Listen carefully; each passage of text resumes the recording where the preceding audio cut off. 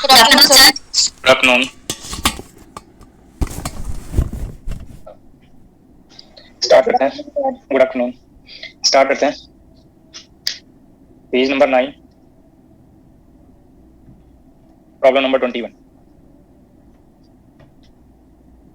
If the equation of a state for a gas with internal energy U is PV is equal to U by 3, then the equation for an adiabatic process. आपको first law के application से adiabatic equation of state मैंने generally last lecture में आपको find करना किया है, but अब की बार यहाँ पे कोई particular equation of state given है आइडियल गैस के लिए और equation of state adiabatic process के लिए फाइंड करना है. और यहाँ पे पर्टिकुलर जो सिस्टम है उसके लिए आइडियल गैस वर्ड यूज नहीं किया है, ये गैस वर्ड यूज किया हुआ है. For adiabatic process dq is equal to 0. By using first law of thermodynamics, dq can be written as du plus dw. और हाइड्रोस्टैटिक सिस्टम के लिए गैस के लिए वर्क डन pdv. तो dq du plus pdv और adiabatic process के लिए ये टर्म 0 बनेगा. अब आपको ऑप्शन में एडियाबैटिक प्रोसेस के लिए जो इक्वेशन है वो प्रेशर और वॉल्यूम का रिलेशन दिया हुआ है 4 ऑप्शंस में, तो ये आप इंटरनल एनर्जी को यहाँ से एलिमिनेट कर सकते हैं. By using this relation, internal energy can be written as 3 times of pressure into volume plus pdv is equal to 0. ये फर्स्ट टर्म का डिफरेंशियल करेंगे. 3 कांस्टेंट है, pressure constant, change in volume, plus 3ss volume constant, change in pressure, plus pdv is equal to 0. अब change in volume वाले term एक साथ note करेंगे तो ये 4 pdv plus 3v dp is equal to 0. Differential equation को solve करेंगे.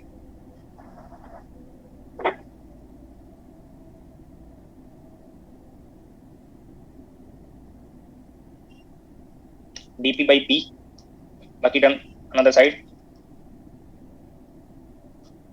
ये फर्स्ट ऑर्डर डिफरेंशियल इक्वेशन है, इसको इंटीग्रल करेंगे.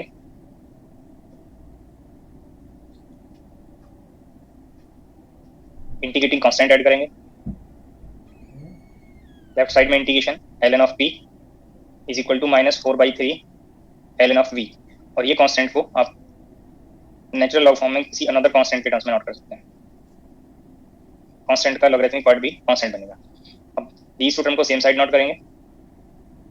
ln of p plus 4/3 ln of v is equal to ln of any constant. Log property से ये power में note करेंगे मल्टीपल फैक्टर, और log a plus b, log a into b आप note करेंगे. बोथ साइड से anti log लेंगे तो आपको adiabatic equation of state confirm हो जाएगा. pv power 4/3 is equal to constant.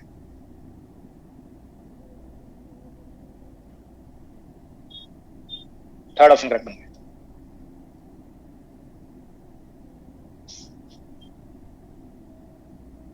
आप प्रैक्टिस के लिए रिपीट कर सकते हैं. अगर प्रेशर वॉल्यूम रिलेशन आपको 2/3 दिया होगा, 2/3 ऑफ u दिया हो, तो आइडियल ये एडियाबैटिक इक्वेशन ऑफ स्टेट क्या होगा. जैसे रिपीट करना है, आप ये रिलेशन को यूज किए थे, ऑल स्टेप्स यहाँ पे आपको फॉलो करा दिए, ये रिलेशन आपको बता दिया. अगर आप ये इक्वेशन ऑफ स्टेट यूज करेंगे, then what is the adiabatic equation of state. इस फॉर्म में आपको डिफाइन करना है, तो गामा वैल्यू को आपको कंपेयर करना है. स्टेप्स जस्ट रिपीट करना है. pv की पावर 5/3 मेमोरी बेस बताया सर, किया हुआ है पहले.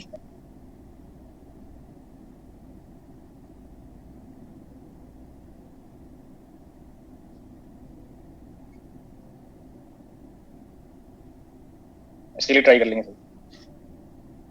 ये नहीं किया होगा.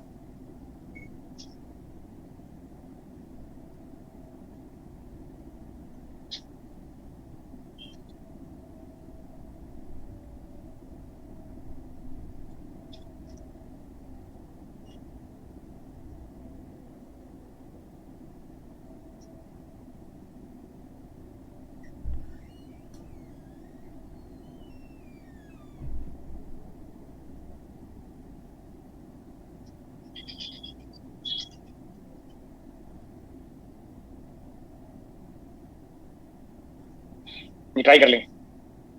Next problem, page number 9, problem number 22.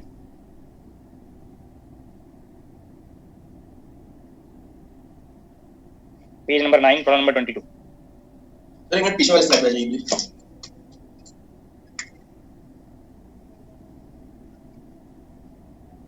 Okay sir. इससे पहले वाली स्लाइड शो कर दीजिए.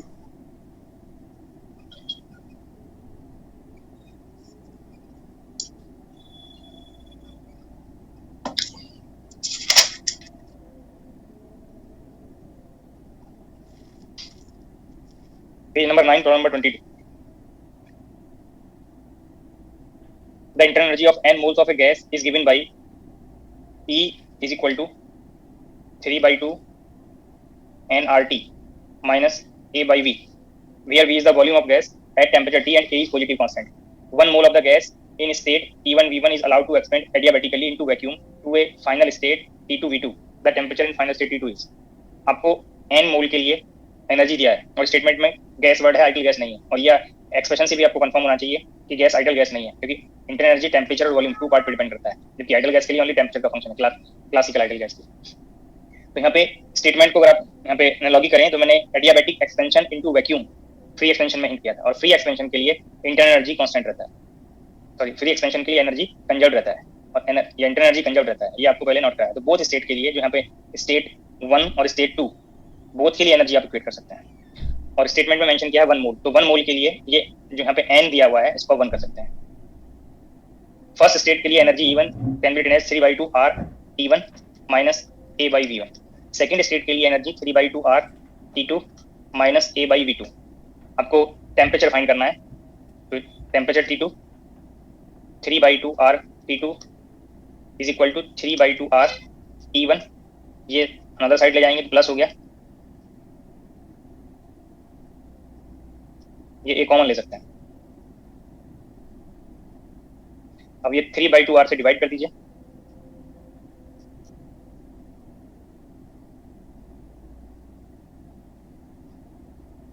ये ऑप्शन में कंप्लीट है। The temperature T2 is T1 plus 2A by 3R multiplied by 1 by V2 minus 1 by V1, third option correct करिए।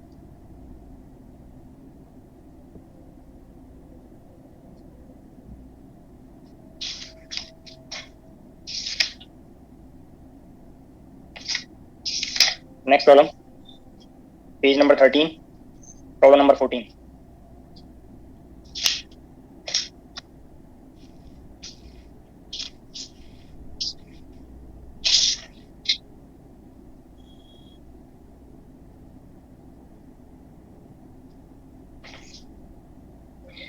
Page number 13 पे problem number 14. Two idle gases in a box are initially separated by a partition. Let N1 V1 and N2 V2 be the number of particles and volumes occupied by the two systems. यहाँ पे partition place किया हुआ है, separately both compartment में idol gas fill किए हुए हैं।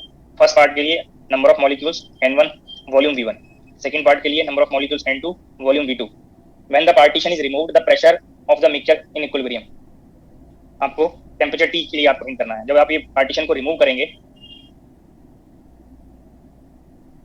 तो यहाँ पे बोथ गैसेस के जो मॉलिक्यूल्स हैं वो मिक्स होंगे और total number of molecules N1 plus L2 और ये total volume V1 plus V2 हो गया।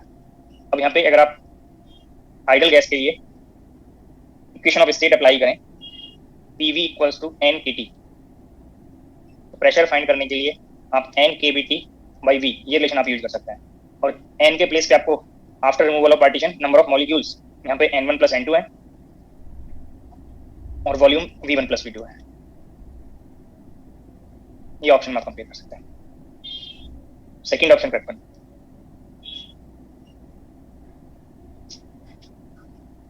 Next problem, page number 25, problem number 18। Idol gas के लिए प्रोसेस आपको डायग्राम में शो किया है और वर्क डन फाइंड करना है, बहुत जल्दी से ट्राई करें।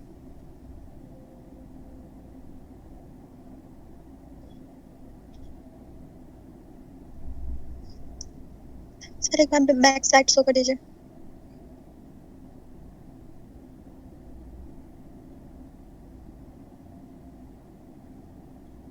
Okay sir.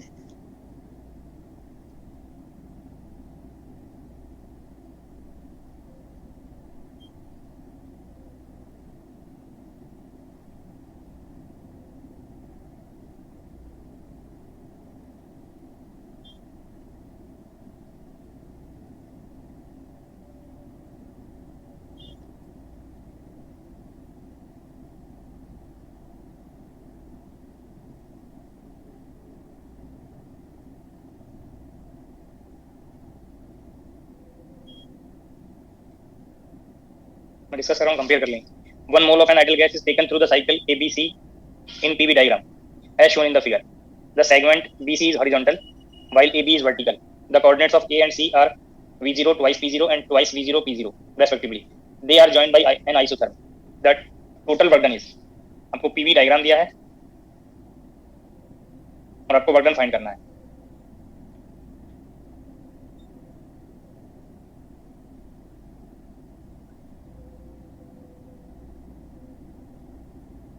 प्रोसेस आपको साइक्लिक प्रोसेस गिवन है.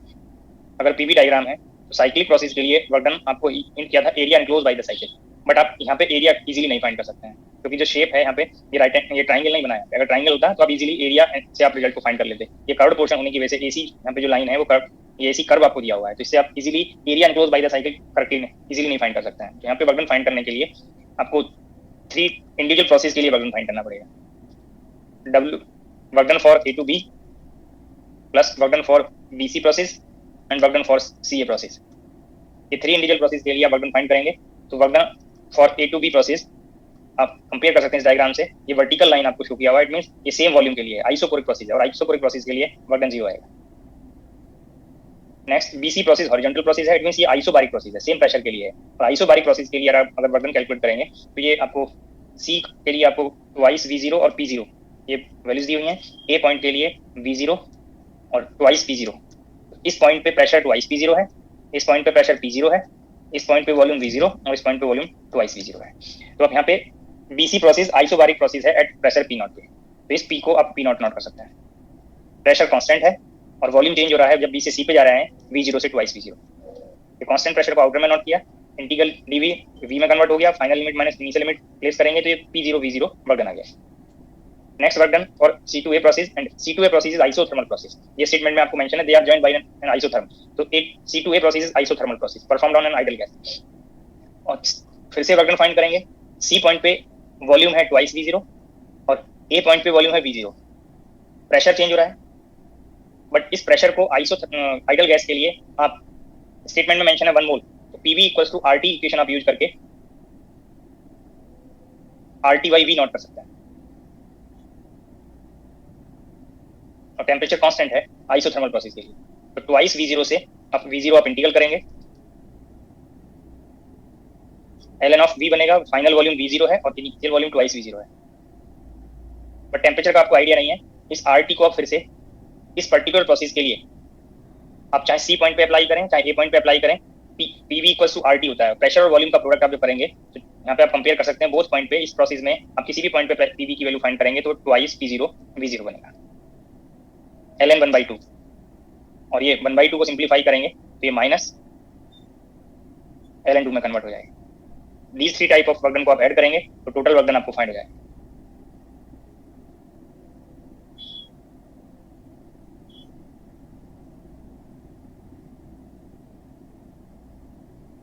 बट ये सच ऑप्शन में मैच नहीं है, साइन के डिफरेंस से मैच कर रहा है.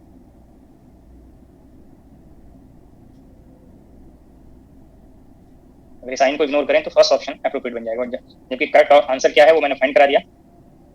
अगर ऐसा किसी में डाउट होता कि ये साइन भी प्रेजेंट होता है और प्लस साइन भी होता तो करेक्ट ये बनता, बट एप्रोप्रिएट आंसर आप फर्स्ट को सिलेक्ट कर सकते हैं.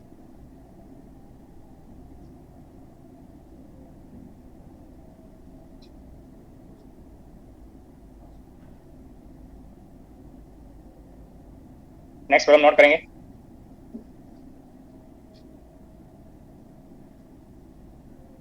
Small n moles of a monatomic gas, monatomic ideal gas, are taken through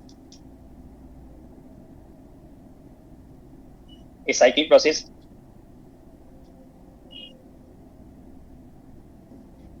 ABCA as shown in figure.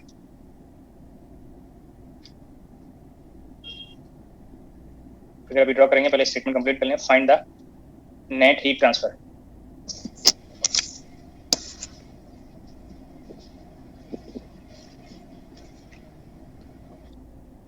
For this process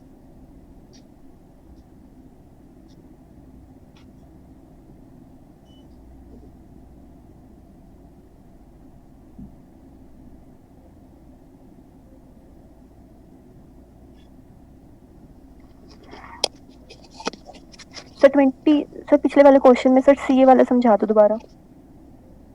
देखो सिंक्रोनाइज रहिए, ठीक है। अब मैं इस प्रॉब्लम को बीच में छोड़ के आपको क्वेश्चन डिस्कस करूंगा क्या?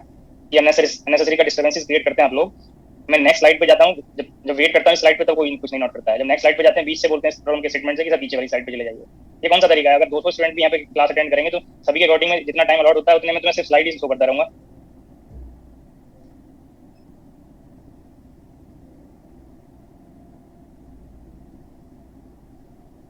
कौन सा डाउट कब पूछना है ये भी इंपॉर्टेंट होता है। ऐसा नहीं होता कि आप अपनी मर्जी से जब चाहे क्लास में कुछ भी पूछने लगे।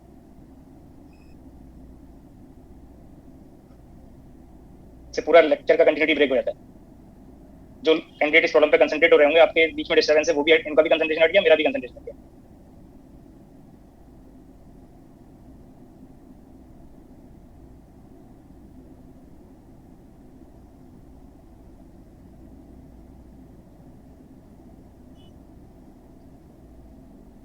मैंने प्रॉब्लम का स्टेटमेंट कंप्लीट कर दिया है, आप लोग ट्राई करिए। जिसको इस प्रॉब्लम से डाउट पूछना है पेज नंबर 25 पे प्रॉब्लम नंबर 18 वो अपने को अनम्यूट करके बता दीजिए। सर इसमें WCA वाला वर्क डन कैसे निकालना है? किस पार्ट पे डाउट है ये बताइए। सर डेल्टा WCA वाले में। डेल्टा WCA में यहाँ से लेके इस स्टेप तक किस पार्ट पे डाउट है?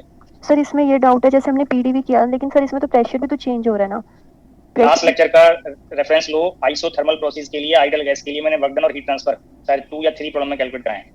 एक जनरलाइज एक्सप्रेशन भी बताया वहाँ पे, isothermal process on ideal gas. यहाँ पे आइडियल गैस है 1 मोल दिया हुआ है। आइसोथर्मल प्रोसेस के लिए रिकॉल करिए, एक सेपरेट प्रॉब्लम मैंने नोट कराया है जिसमें वॉल्यूम को आप चेंज कर रहे हैं VI से VF में। ये रिकॉल हो रहा होगा सभी को। Yes sir. अब आप बताइए, यहाँ पे भी मैंने यही पार्ट लिखा है, डायरेक्ट यूज कर सकते थे। मैंने फिर से इस पॉइंट पे वॉल्यूम, इनिशियल स्टेट में वॉल्यूम VI है, फाइनल स्टेट में वॉल्यूम V0 है, वो यहाँ पे मैंने शो कर दिया।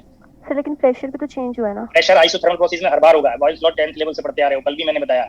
बॉयल्स लॉ में अगर स्टेटमेंट सिर्फ यही पढ़ रहे होंगे कि PV इक्वल्स कांस्टेंट है तो इससे बॉयल्स लॉ नहीं पता चला। आपको ये कंफर्म होता है स्टेटमेंट से कि at constant temperature pressure of ideal gas is inversely proportional to its volume. कल भी मैंने बताया बॉयल्स लॉ किसी प्रॉब्लम के लिए। तो प्रोसेस आइडियल गैस पे जब आइसोथर्मल प्रोसेस होगा तो ऑटोमेटिकली बॉयल्स लॉ आया, और बॉयल्स लॉ में प्रेशर भी चेंज होता है, वॉल्यूम भी चेंज होता है, वही यहाँ पे मेंशन है। तो इससे क्या डाउट हुआ बताइए। आगे सर समझ। Ideal gas equation of state all time applicable होता है। प्रेशर भी चेंज हो रहा है, वॉल्यूम भी चेंज हो रहा है। मैंने इसको आउटसाइड इंटीग्रेशन नोट नहीं किया, डाउट अगर आपको यहाँ पे होता। मैंने इस प्रेशर को एलिमिनेट कर लिया पहले NRT/V में। अब यहाँ से मैंने वॉल्यूम को भी बाहर नहीं लिखा है, मैंने इस RT पार्ट को बाहर लिखा है, जिसमें किसी को डाउट नहीं होना चाहिए। R यूनिवर्सल गैस कांस्टेंट है और T टेंपरेचर है, जो प्रॉब्लम के स्टेटमेंट में आपको हिंट है कि ये प्रोसेस आइसोथर्मल है। तो यहाँ पे किसी भी पॉइंट पे C से लेके A पॉइंट पे, चाहे कोई इंटरमीडिएट स्टेट पे अप्लाई करें, चाहे C पॉइंट पे, चाहे A पॉइंट पे अप्लाई करें, टेंपरेचर कांस्टेंट है, वो मैंने आउटर में नोट कर दिया। अब आप इस इंटीग्रल पार्ट में कहीं प्रेशर की आपको रिक्वायरमेंट नहीं है, सिर्फ जब आप इस RT को, क्योंकि T स्टेटमेंट में मेंशन नहीं है, इसको जब आप फिर से प्लेस करेंगे तो आप चाहे इस A to C प्रोसेस या C to A प्रोसेस में किसी भी पॉइंट पे इक्विलिब्रियम स्टेट में जब आप ideal gas equation of state apply करेंगे, मैंने PA/VA 1 मोल है RT, यही रिजल्ट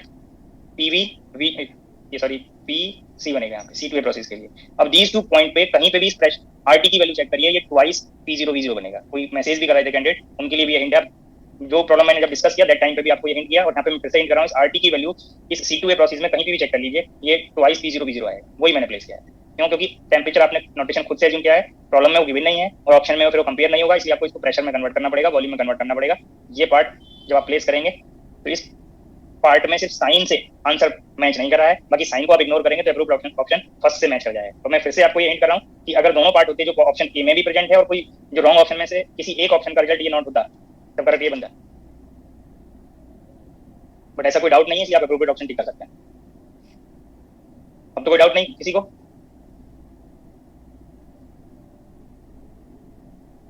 देखो एक बार सभी क्लास में डिस्टर्बेंस ना हो, टाइम का मैक्सिमम यूज हो, एक बार फिर से सुन लें। मैं क्वांटम मैकेनिक्स के स्टार्टिंग के लेक्चर्स में बताया और लास्ट तक आपको बताया गया। आपने लगभग अब तक पढ़ाते हुए मुझे 140 आवर्स प्लस हो गए होंगे, 150 हो सकता है अप्रोच कर रहे हो। स्टार्टिंग में कुछ टाइम आप लोग पेशेंस रखे हैं, बट जैसे थर्मोडायनामिक्स स्टार्ट हुआ बीच बीच में डिस्टर्बेंसेस फिर से बढ़ गया है। जब मैं आपसे कह रहा हूँ कि आप किसी को कोई डाउट नहीं है तब कोई रिप्लाई नहीं करता है। जब आप लास्ट में सब लोग स्लाइड शो करने के लिए बोलते हैं, मैं लास्ट में 2 टाइम्स, एक तो लास्ट से फर्स्ट तक और फर्स्ट से लास्ट तक मैं स्लाइड आपको दिखा देता हूँ। या तो आप इतना खुद से मैनेज करिए, जब आपको मैं यहाँ पे स्लाइड पे नोट कर रहा हूँ वो आप खुद से नोट करते जाइए, ठीक है। जब मैं नेक्स्ट स्लाइड पे जा रहा हूँ थोड़ा वेट भी करता हूँ, हो सकता है 10 to 15 सेकंड का मैं वेट करता हूँ, बोल भी देता हूँ कि नेक्स्ट स्लाइड पे जाना है, आप नोट कर लीजिए। छूटता है तो ऐसा नहीं कि आपका छूटा है तो बाद में नोट नहीं होगा, आप जब स्लाइड लास्ट में देखते हैं तब आप नोट कर लीजिए। अब बीच से बोलते हैं आप, उससे डिस्टर्बेंस होता है। जिसको डाउट पूछना है, जिस प्रॉब्लम का डाउट है, जब मैं बोलता हूँ इसमें कोई प्रॉब्लम तो नहीं है तब पूछिए, या फिर लास्ट में पूछिए। अब ये प्रॉब्लम का स्टेटमेंट रीड करिए और जो प्रॉब्लम में पूछा है वो ट्राई करिए।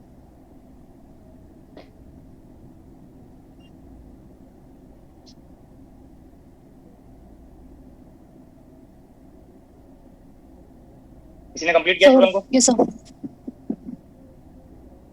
So 4nr T1 minus T2 plus nr T2 ln B2 by B1. फिर से बताइए, मैं नोट कर लेता हूँ। 4nr T1 minus T2 bracket plus nr T2 ln B2 by B1. कोई और आंसर बताएंगे? सर 4 नहीं आ रहा मेरे। NR T1 minus T2 plus NR T2 LN B2 by B1। और किसी का कोई आंसर? मैं डिस्कस करता हूँ। स्टेटमेंट में आइडल गैस मेंशन है, नंबर ऑफ मोल्स n दिए हैं, और ये हो सकता है किसी कैंडिडेट ने मिस्टेक किया हो। अब तक जितनी बार भी मैंने वर्क डन पीवी डायग्राम में एरिया वाले पार्ट से आपको डिस्कस किया है, वो आप चेक कर सकते हैं। मैंने मेंशन किया हर बार आपको कि ऑन पीवी डायग्राम। स्टार्टिंग में जब आपको थ्योरी पार्ट पढ़ाया तब भी मैंने स्पेशली मेंशन कराया कि work done area under the curve on PV diagram. अगर ऑल डायग्राम पे होता तो पीवी डायग्राम यहाँ पर रेफरेंस की जरूरत नहीं पड़ती, और ये पीवी डायग्राम नहीं, ये वीटी डायग्राम है। हो सकता है अभी भी किसी ने वर्क डन फाइंड करने के लिए यहाँ पे ये राइट एंगल ट्राइंगल का एरिया कैलकुलेट कर दिया हो। चेक कर लेंगे अपने नोटबुक में, कुछ ने किया होगा चाहे बताएं। अब हीट ट्रांसफर फाइंड करना है, तो हीट ट्रांसफर फाइंड करने के लिए आपको साइक्लिक प्रोसेस है, और साइक्लिक प्रोसेस में आपको हीट ट्रांसफर वर्क डन से फाइंड हो जाएगा। बट ये area enclose by the cycle होगा कि नहीं, वो आपको नहीं कंफर्म है, क्योंकि पीवी डायग्राम में तो area enclose by the cycle हो जाता है, बट यहाँ पे डायग्राम वीटी डायग्राम है। तो इस वर्क डन को आप 3 इंडिविजुअल प्रोसेस के वर्क डन के टर्म्स में नोट करेंगे और ऐड करेंगे। तो वर्क डन स्टेटमेंट में ऑर्डर यहाँ पे दिया हुआ है साइकिल का, ए से बी पे जा रहे हैं, बी से सी पे और सी से ए पे। तो पहले वर्क डन फाइंड करेंगे ए टू बी प्रोसेस के लिए, फिर वर्क डन बी टू सी के लिए, फिर वर्क डन सी टू ए के लिए। साइकिल प्रोसेस के लिए चेंज इन इंटरनल एनर्जी 0 बनेगा, चाहे जो डायग्राम आपको दिया हो। बट अब यहाँ पे वर्क डन आपको फाइंड करना है ए टू बी प्रोसेस। इस डायग्राम में आइसोकोरिक प्रोसेस है, ए से बी तक ऑल पॉइंट पे वॉल्यूम V1 कांस्टेंट है। अगर वॉल्यूम V1 कांस्टेंट है, then there is no work done due to change in volume. Work done for B2C process, B2C isothermal process है। Statement से आपको कंफर्म है, डायग्राम से कंफर्म है। बी और सी प्रोसेस के लिए आप कोई भी पॉइंट कंसीडर करें बी से सी के बीच में, या बी पॉइंट पे या सी पॉइंट पे, ये टेंपरेचर की वैल्यू T2 है। इट मींस टेंपरेचर कांस्टेंट है, कांस्टेंट आइसोथर्मल प्रोसेस है और आइडल गैस पे परफॉर्म कर रहे हैं। और ये आपको कांसेप्ट मोर टाइम हिंट हो गया। NR टेंपरेचर T2 पे कांस्टेंट है, LN फाइनल वॉल्यूम, बी से सी प्रोसेस में फाइनल वॉल्यूम, सी पॉइंट पे जो वॉल्यूम होगा वो फाइनल वॉल्यूम, बी पॉइंट पे जो वॉल्यूम है वो इनिशियल वॉल्यूम है। तो V2 by V1। ये स्टेप पे किसी को डाउट नहीं होना चाहिए, ये कांसेप्ट 4-5 टाइम डिस्कस हो गया। अभी आपको C2A प्रोसेस के लिए वर्क डन फाइंड करना है, बट C2A प्रोसेस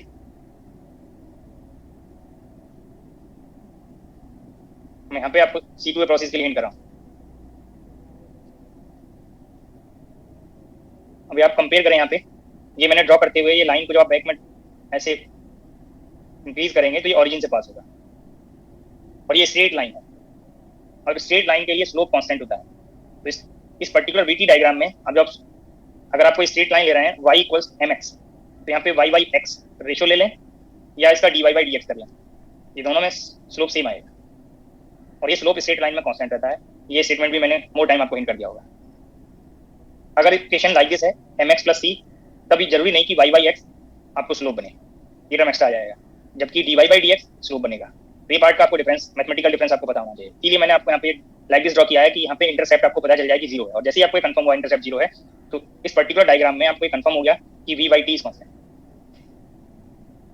अगर v बाई टी कांस्टेंट है idol gas equation of state से, आप pv प्लस nRT यूज करेंगे, तो यहाँ से v बाई टी कांस्टेंट होने का मीनिंग क्या है कि nr बाई p कांस्टेंट है।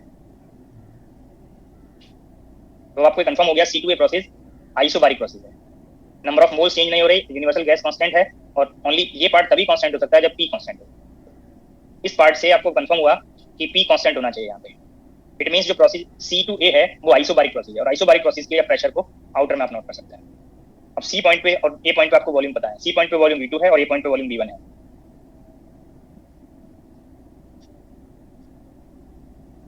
बट प्रॉब्लम में स्टेटमेंट में आपको प्रेशर का कोई आइडिया नहीं है, तो आप ये गिवन डेटा में कन्वर्ट करेंगे, तो PV1 को आप नोट करेंगे nRT1 और PV2 को आप नोट करेंगे nRT2। nR कॉमन लेंगे तो ये T1 माइनस T2 में कन्वर्ट हो गया।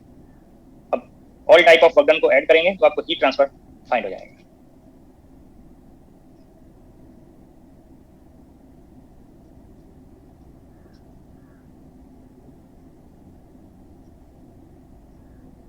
ये हीट ट्रांसफर होगा। मोस्टली मोर प्रॉब्लम्स आप पीवी डायग्राम के लिए सॉल्व कर रहे थे, बट जो रिजल्ट पीवी डायग्राम के लिए करेक्ट है, जब तक श्योर ना हो किसी अनदर डायग्राम के लिए भी वो स्टेटमेंट वैलिड है, तो आप उसको अप्लाई ना करें, उसको मेथड से फाइंड करें। यही आपको फिर से रिकॉल करने के लिए मैंने ये डायग्राम को वीटी डायग्राम के लिए प्रॉब्लम डिस्कस किया है। जिससे आप जब रिवाइज करेंगे तो पता रहेगा कि all time work done area enclose by the cycle नहीं है। किसी को डाउट तो नहीं प्रॉब्लम में? सर इंटरनल एनर्जी का इसमें कुछ वैल्यू नहीं लेंगे? साइक्लिक प्रोसेस के लिए चेंज इन इंटरनल एनर्जी 0 होता है। लास्ट 2-3 प्रॉब्लम्स में ये कंसेप्ट बताया है और ये जनरलाइज स्टेटमेंट भी बताया, for any cyclic process change in state function will be 0। ये नॉट भी कराया है, रिकॉल हुआ है नहीं? Yes sir.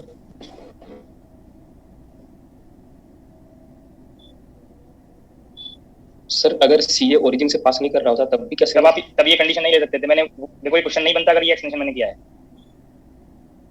ये यहाँ पे कंफर्म हो रहा है नहीं? Yes sir.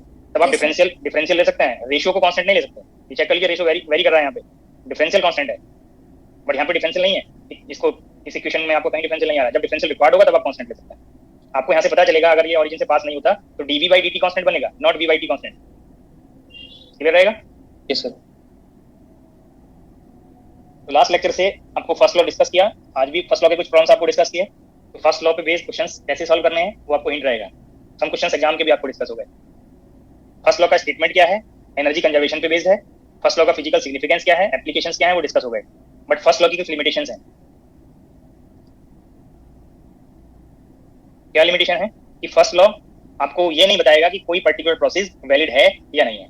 अगर किसी पर्टिकुलर प्रोसेस में हीट ट्रांसफर हो रहा है तो हीट किस डायरेक्शन में फ्लो होगा, करेक्टली किस डायरेक्शन में फ्लो होगा वो आपको नहीं बताएगा। डायरेक्शन ऑफ हीट ट्रांसफर आपको फर्स्ट लॉ नहीं बताता है।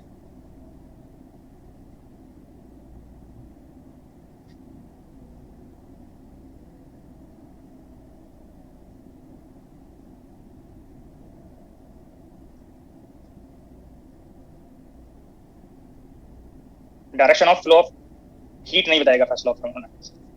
कोई प्रोसेस पॉसिबल है या नहीं ये फर्स्ट लॉ नहीं बताएगा।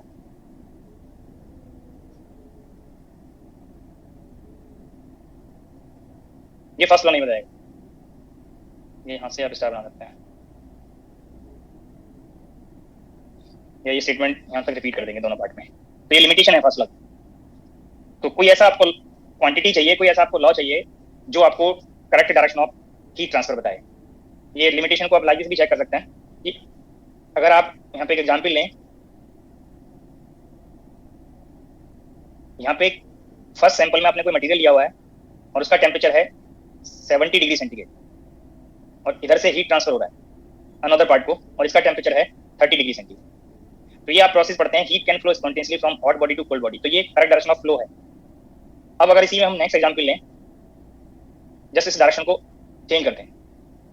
अभी भी सेकंड पार्ट का जो टेम्परेचर है वो 30 डिग्री सेंटीग्रेड है और फर्स्ट पार्ट का टेम्परेचर 70 डिग्री सेंटीग्रेड है और हीट ट्रांसफर हो रहा है यहाँ पे सेकंड पार्ट से फर्स्ट पार्ट को। तो यहाँ पे भी फर्स्ट लॉ वैलिड है और यहाँ पे भी फर्स्ट लॉ वैलिड है। जबकि आप लोग ये पढ़ते आ रहे हैं कि heat can flow spontaneously from hot body to cold body. तो ये तो अलाउड है बट ये अलाउड नहीं है। Heat can not flow spontaneously from cold body to hot body. तो फर्स्ट लॉ में आपको ये नहीं पता चल रहा कि एक्चुअल में प्रोसेस पॉसिबल है भी या नहीं और या हीट किस डायरेक्शन में करेक्टली फ्लो होगा। तो ये लिमिटेशन है। कैसे यहाँ पे वायलेट नहीं हुआ फर्स्ट लॉ का, अगर यहाँ पे एनर्जी E1 ले रहे हैं और यहाँ पे एनर्जी E2 ले रहे हैं और यहाँ पे जो हीट ट्रांसफर हुआ है वो सपोज आपको 10 जूल हीट ट्रांसफर हुआ। यहाँ पे एनर्जी E1 है और यहाँ पे एनर्जी E2 है और 10 जूल एनर्जी यहाँ पे भी ट्रांसफर हुआ बट डायरेक्शन चेंज है। तो before transformation of heat, before transfer of heat energy E1 plus E2 है। Energy of the system before heat transfer, और ये कंबाइंड सिस्टम के लिए हम चेक कर रहे हैं। Energy of combined system before heat transfer. Both system की, बोथ पार्ट की एनर्जी का ऐड कर दिया। अब energy of first system after heat transfer,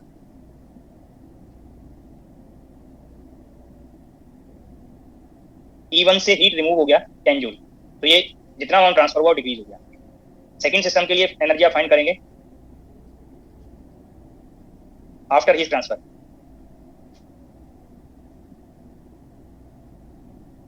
second को एनर्जी प्रोवाइड हो रहा है तो इसकी एनर्जी इंक्रीज हो गई। कंबाइंड सिस्टम की एनर्जी फाइंड करेंगे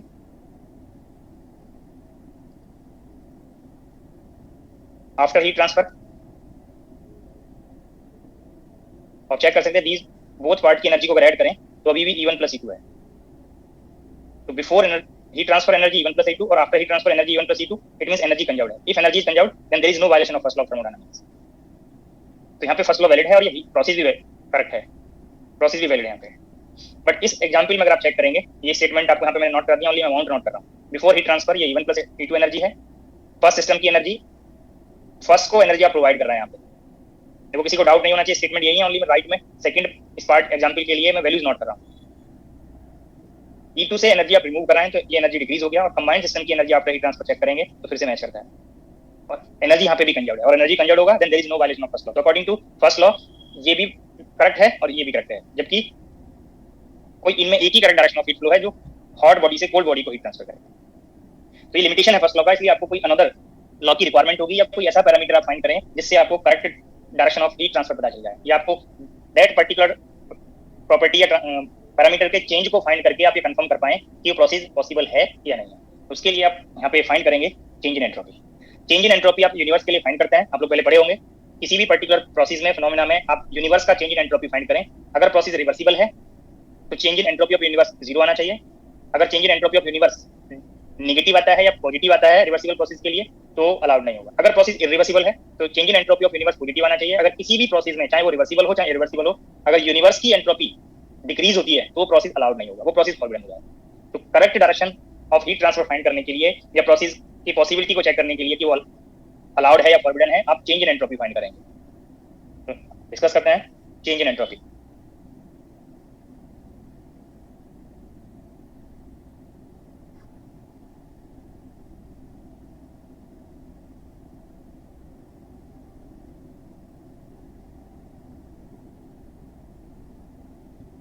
If an infinitesimal amount of heat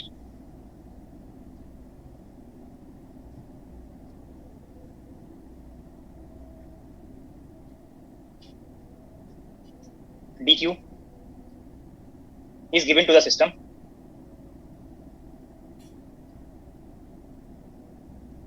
at absolute temperature capital T, then its entropy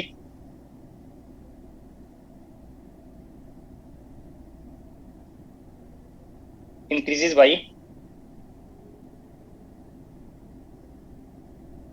इसी में ये अमाउंट जो आपको बताएगा किस अमाउंट से आपका इंक्रीज हो रहा है वो चेंज बताएगा, बट क्यों इंक्रीज हुआ इस पार्ट से आपको पता चल जाएगा.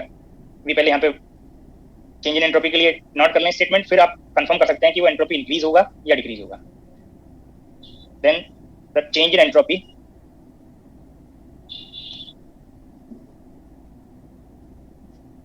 of the system small infinitesimal process के लिए ds that is dq by t. अगर सिस्टम को इनिशियल से फाइनल स्टेट में आप मूव करा रहे हैं तो change in entropy in a process that undergoes a system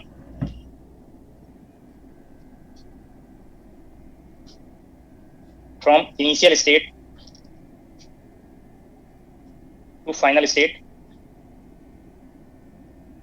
ये लार्ज चेंज के लिए एंट्रोपी स्टेट फंक्शन है, एग्जैक्ट और परफेक्ट डिफरेंशियल है. इनिशियल टू फाइनल आप इंटीग्रल करेंगे और यहाँ से अगर आपको चेंज फाइंड करना होगा तो entropy in final state minus entropy in initial state that is dq by t. तो इनफाइनाइटेसिमल प्रोसेस के लिए आप इससे फाइंड करेंगे, और प्रोसेस में अगर आप कोई मोर इंटरमीडिएट स्टेट्स ले रहे हैं तो आप ये इंटीग्रेशन करके इनिशियल टू फाइनल आप फाइंड कर सकते हैं. बट ये रेस्ट्रिक्शन है कि एब्सोल्यूट टेम्परेचर यहाँ पे मैंने रेफरेंस दिया है. इसका जब आप यूनिट फाइंड करेंगे तो जूल पर केल्विन में आपने यूनिट पढ़ा होगा, तो ये कंफर्म है कि यहाँ पे आपको ये अगर टेम्परेचर किसी अनदर स्केल पे दिया है तो यहाँ पे आपको एब्सोल्यूट स्केल पे ही प्लेस करना है.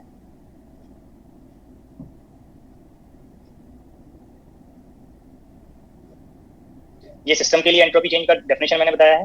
अब उसमें चाहे कोई भी पार्ट आप इंक्लूड करें, कोई बॉडी हो, कोई पार्ट हो, लिक्विड हो, गैस हो, उसके कॉरेस्पॉन्डिंग आप ये dq फॉर्म को प्लेस करेंगे और ये इंटीग्रल करके आप चेंज इन एंट्रोपी फाइंड कर सकते हैं.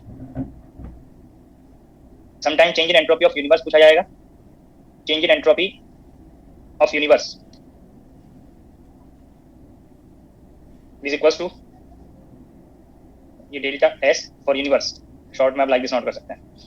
Change in entropy of system plus change in entropy of surrounding. कभी क्वेश्चन में सिस्टम के लिए पूछेगा तो ओनली ये पार्ट फाइंड करना है, कभी यूनिवर्स के लिए पूछेगा तो सराउंडिंग का रिजल्ट भी फाइंड करके आप बोथ को ऐड करेंगे और यूनिवर्स का एंट्रोपी चेंज फाइंड करेंगे। ये डेफिनेशन सिस्टम के लिए भी वैलिड है और सराउंडिंग के लिए वैलिड है। तो आप डीक्यू का फॉर्म प्लेस करके इंटीग्रल करके ये रिजल्ट आप फाइंड कर सकते हैं। अब इसी में अगर आपको जब सेकंड लॉ ऑफ थर्मोडायनामिक्स के स्टेटमेंट्स नोट कराएंगे तो एक साथ ये फिर से ये रिपीट कर देंगे, यहाँ पे भी आप इसको नोट कर सकते हैं। Delta S of universe greater than और इक्वल टू 0। ये ग्रेटर देन साइन होगा रिवर्सिबल प्रोसेस के लिए और रिवर्सिबल प्रोसेस के लिए इक्वल टू 0। ये बोथ प्रोसेस का कंबाइंड फॉर्म एक साथ नोट कर दिया है। सिस्टम के लिए ये कंडीशन वैलिड हो भी सकती है और नहीं भी, बट जो भी मैंने यहाँ पे नोट कराया है वो यूनिवर्स के लिए है। ग्रेटर देन 0 और equal to 0। Greater than 0 irreversible process के लिए,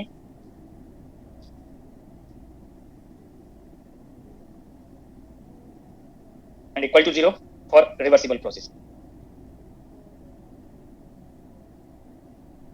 अगर ये यूनिवर्स के लिए डेफिनेशन यूज करें, आपको डिफरेंट टाइप ऑफ सिस्टम्स मैंने पहले डिस्कस किए हुए हैं, तो अगर सिस्टम में कोई क्लासिफिकेशन के लिए वर्ड यूज नहीं किया है तो change in entropy of system may be greater than 0, equal to 0 और लेस देन 0। बट यूनिवर्स के लिए लेस देन 0 मैंने यहाँ पे कहीं नोट नहीं कराया, या तो इक्वल टू 0 बनेगा रिवर्सिबल प्रोसेस के लिए या ग्रेटर देन 0 बनेगा। सिस्टम के लिए लेस देन 0 हो सकता है, बट अगर वर्ड यूज किया हो आइसोलेटेड सिस्टम, आइसोलेटेड सिस्टम के लिए सराउंडिंग से कोई इंटरेक्शन नहीं होता है, तो आइसोलेटेड सिस्टम के लिए change in entropy of surrounding 0 बनेगा, ओनली जो यूनिवर्स पे कंडीशन है वो सिस्टम पे बन जाएगा। अब कैसे ये सराउंडिंग से इंटरेक्ट नहीं करेगा वो पहले आपको मैंने डेफिनेशन आइसोलेटेड सिस्टम का बताया हुआ है, उसको आप पढ़ लेंगे। अगर सिस्टम आइसोलेटेड है तो delta S for isolated system ये ऑलवेज ग्रेटर देन और इक्वल टू 0 बनेगा, लेस देन नहीं आएगा। अगर ये वर्ड नहीं होगा, यहाँ पे क्लोज सिस्टम वर्ड हो, ओपन सिस्टम वर्ड हो, तब ये लेस देन भी हो सकता है। आइसोलेटेड सिस्टम की एंट्रोपी डिक्रीज नहीं होगी, यूनिवर्स की एंट्रोपी डिक्रीज नहीं होगी, या तो वो कांस्टेंट रहेगी या वो इंक्रीज रहेगी। तो दीज टू पार्ट से आप ये कंफर्म कर सकते हैं डेल्टा एस कैलकुलेट करके आइसोलेटेड सिस्टम के लिए, यूनिवर्स के लिए, कि वो करेक्ट डायरेक्शन ऑफ प्रोसेस होगा जिसमें यूनिवर्स का एंट्रोपी या तो कांस्टेंट रहे या वो इंक्रीज करे। जिस डायरेक्शन में एंट्रोपी ऑफ यूनिवर्स डिक्रीज करेगा वो डायरेक्शन अलाउड नहीं होगा, वो प्रोसेस अलाउड नहीं होगी।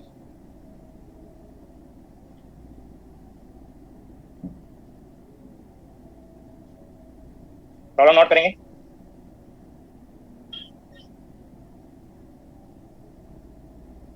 Find the change in entropy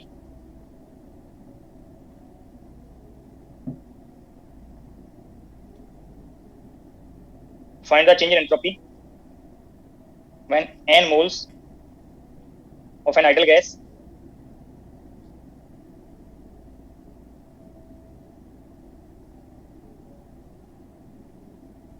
are expended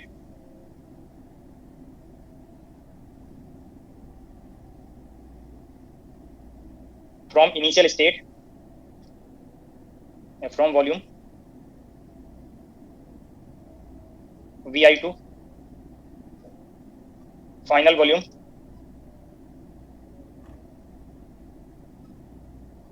Vf isothermal।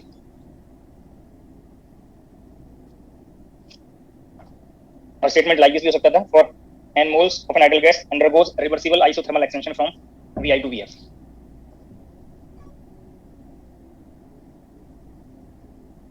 तो यहाँ पे आपको चेंज इन एंट्रोपी फाइंड करना है। चेंज इन एंट्रोपी फाइंड करने के लिए आप integration initial to final dq by t ये डेफिनेशन आप यूज करेंगे। By using first law of thermodynamics, dq को आप in terms of du plus dw, और dw for ideal for gaseous system और हाइड्रोस्टैटिक सिस्टम pdv आप note कर सकते हैं।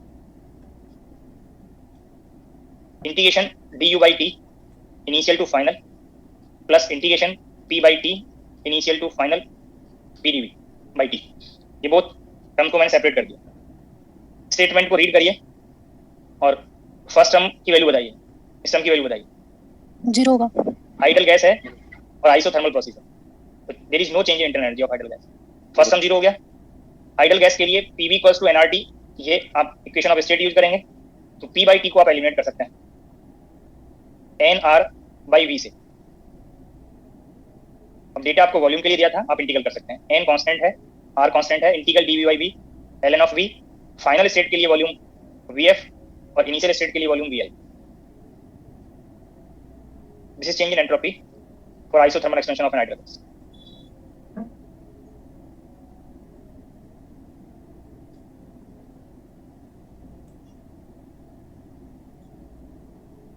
कैसे कैलकुलेट करना है वो आपको यहाँ पे हिंट हो गया। रिवर्सिबल प्रोसेस के लिए डेफिनेशन और नोट कर लें और कंडीशंस, क्योंकि कई बार रिवर्सिबल वर्ड आपका यूज होगा। अगर रिवर्सिबल के लिए कंडीशन पता होगा, अगर वो फुलफिल नहीं है तो प्रोसेस ऑटोमेटिकली इरिवर्सिबल हो जाएगा।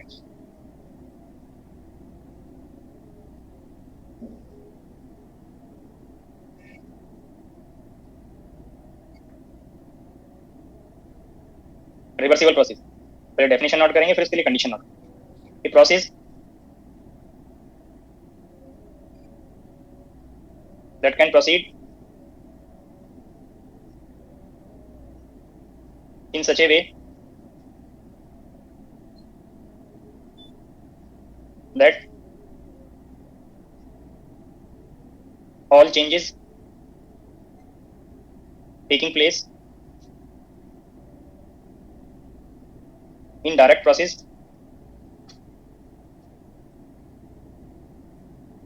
are exactly repeated in inverse order and opposite sense.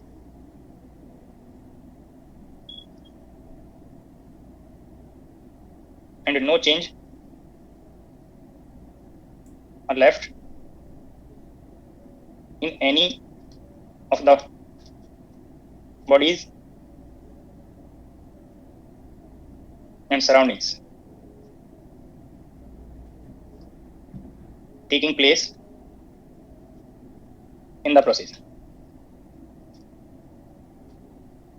is called reversible process.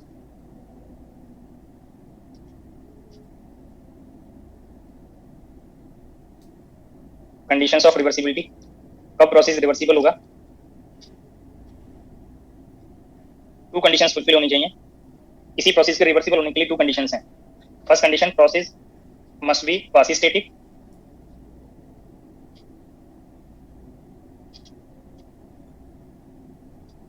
Quasi static का मींस होता है nearly constant.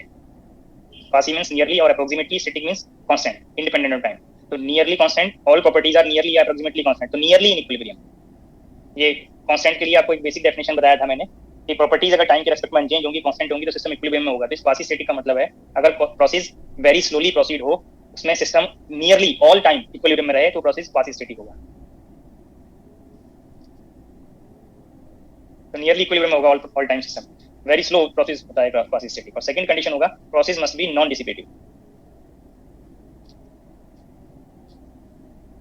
Non dissipative mean क्या है यहाँ पे कि कोई भी डिसिपेटिव फोर्स वहाँ पे प्रेजेंट नहीं होना चाहिए। और डिफरेंट डिसिपेटिव फोर्सेस के नेम्स आप पढ़े होंगे, वहाँ पे कोई फ्रिक्शन नहीं होना चाहिए। अगर कोई लिक्विड फ्लो कर रहा है तो विस्कोसिटी नहीं होनी चाहिए। कोई वायर में करंट फ्लो कर रहे हैं तो रेजिस्टेंस नहीं होना चाहिए। ये जिनसे भी एनर्जी लॉस होता है वो सारे फैक्टर्स वहाँ पे अगर एब्सेंट होंगे then process will be non dissipative. अगर दीज टू कंडीशंस फुलफिल होती हैं then process will be reversible process. तो रिवर्सिबल प्रोसेस एक आइडियल कांसेप्ट है।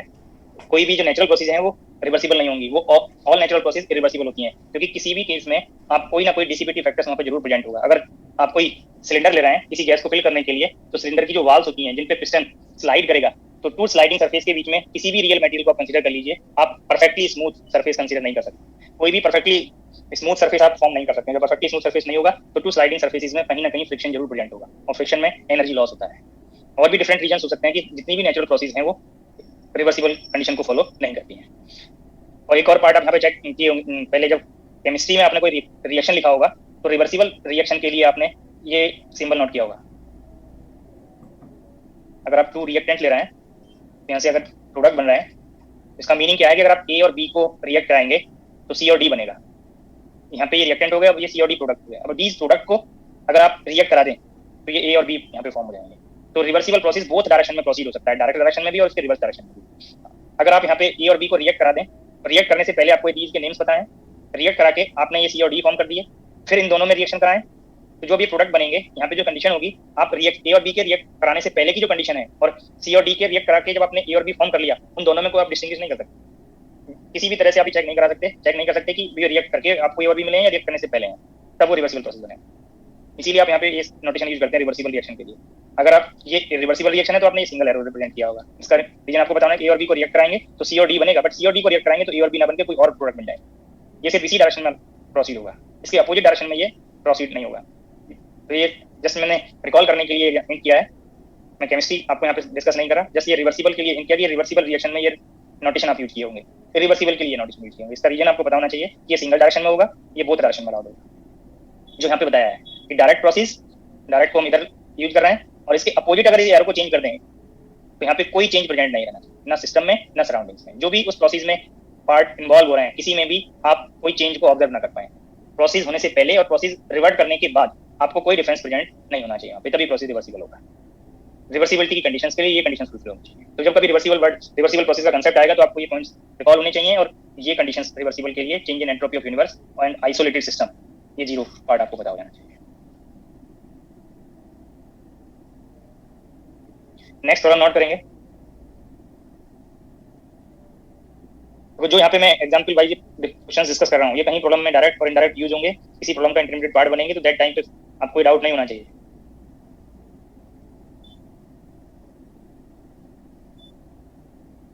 नेक्स्ट थोड़ा नोट करें, find the change in entropy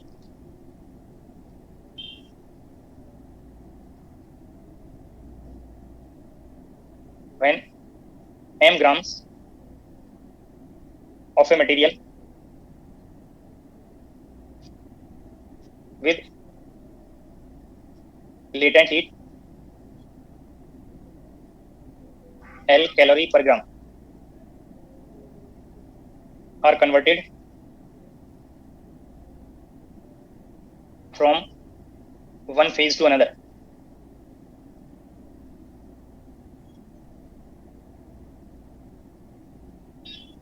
at absolute temperature capital T.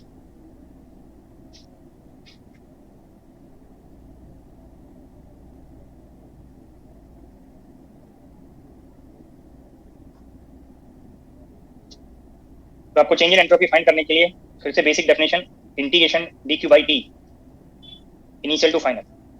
अगर आप ये स्टेटमेंट को यहाँ पे एक बार रीड कर लें तो आपको ये हिंट मिलेगा कि फेज कन्वर्जन हो रहा है, और फेज कन्वर्जन टेम्परेचर टी पे हुआ है, कांस्टेंट टेम्परेचर पे होता है। तो ये डिनोमिनेटर में टी है, ये कांस्टेंट है, और इसको आप आउटसाइड इंटीग्रेशन नोट कर सकते हैं। और इस पर्टिकुलर फेज ट्रांजिशन में कितना हीट ट्रांसफर होगा वो आपको यहाँ पे कंफर्म है। 1 ग्राम के लिए एल कैलोरी है और अमाउंट दिया हुआ है m ग्राम। तो लेटेंट हीट के लिए ये आपको पहले से डिस्कस किया कि हीट ट्रांसफर को आप mass into latent heat note करता है। तो चेंज इन एंट्रोपी और फेज कन्वर्जन ml/t आप यूज कर सकते हैं।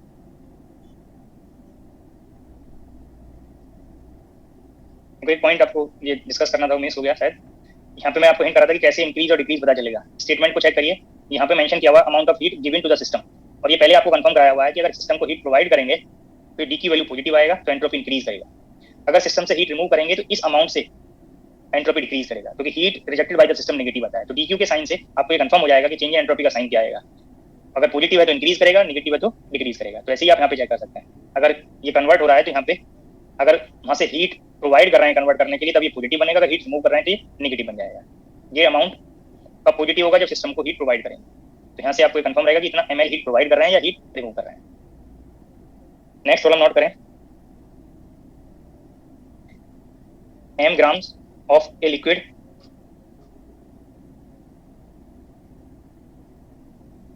with constant heat capacity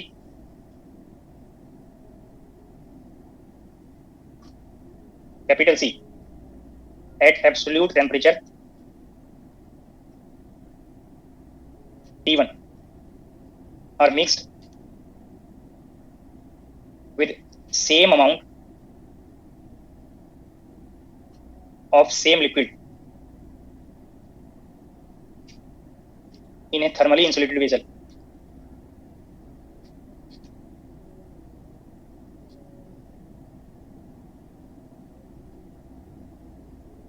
Find the change in entropy of system and universe in thermal equilibrium.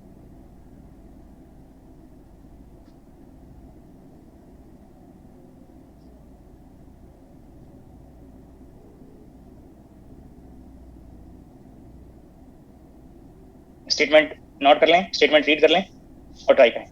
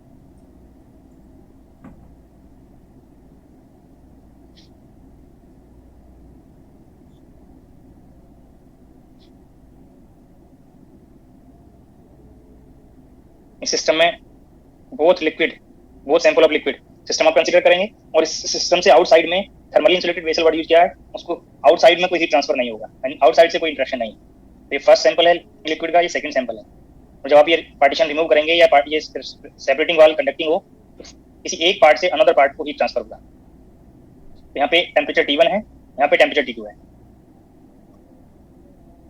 Delta S of system, तो delta S for system में आपको यहाँ पे बोथ सैंपल के लिए, फर्स्ट सैंपल के लिए या फर्स्ट लिक्विड के लिए सेपरेटली आप एंट्रोपी चेंज फाइंड करेंगे, और सेकंड सैंपल के लिए सेपरेटली फाइंड करेंगे। फर्स्ट सैंपल के लिए dQ/T initial state to final state, जब थर्मल इक्विलिब्रियम यहाँ पे एस्टैब्लिश हो जाएगा, जब ये पार्टीशन को रिमूव कर देंगे या वन पार्ट से अनदर पार्ट को हीट ट्रांसफर होगा, जब तक बोथ का टेम्परेचर सेम ना हो जाए, तो थर्मल इक्विलिब्रियम में बोथ सैंपल्स ऑफ लिक्विड का टेम्परेचर सेम रहेगा। Suppose that temperature is Tf। First sample का टेम्परेचर इनिशियल टेम्परेचर T1 है और फाइनल टेम्परेचर Tf हो गया। सेकंड सैंपल के लिए इनिशियल टेम्परेचर T2 है और फाइनल टेम्परेचर Tf हो। अब आपको ये फाइनल टेम्परेचर फाइंड करना है, चाहे तो फिर से ये स्टेप्स रिपीट कर लें। इस कंबाइंड सिस्टम से आउटसाइड में हीट ट्रांसफर 0 है। जब हीट ट्रांसफर 0 होगा तो यहाँ से आप कैलोरीमेट्री प्रिंसिपल से जब आप फाइनल टेम्परेचर फाइंड करेंगे और बोथ साइड सेम अमाउंट ले रहे हैं, हीट कैपेसिटी सेम ले रहे हैं, तो फाइनल टेम्परेचर T1 + T2/2 बनेगा, जो लास्ट लेक्चर में आपको डिस्कस किया हुआ है। ये फाइनल टेम्परेचर में किसी को डाउट तो नहीं? No, sir.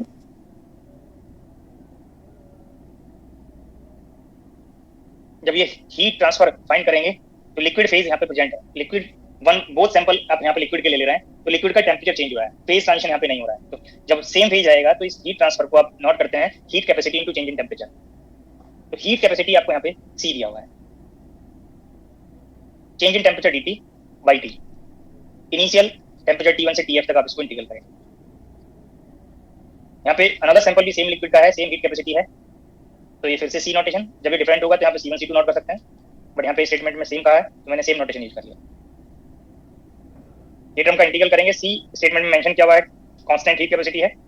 फर्स्ट टर्म का इंटीग्रल ln(T) बनेगा, फाइनल टेम्परेचर Tf है और इनिशियल टेम्परेचर T1 है। सेकंड के लिए C ln Tf/T2 बनेगा, और लॉग प्रॉपर्टी से अब भी इसको प्रोडक्ट का लॉग नोट कर सकते हैं।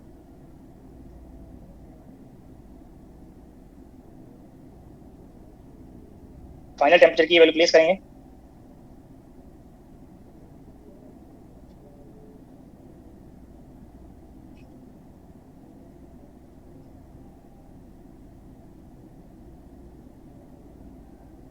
अब ये चाहे तो कंबाइंड स्क्वायर भी नोट कर सकते हैं, इस T1 T2 स्क्वायर रूट में नोट कर सकते हैं और टोटल टर्म का स्क्वायर नोट कर सकते हैं।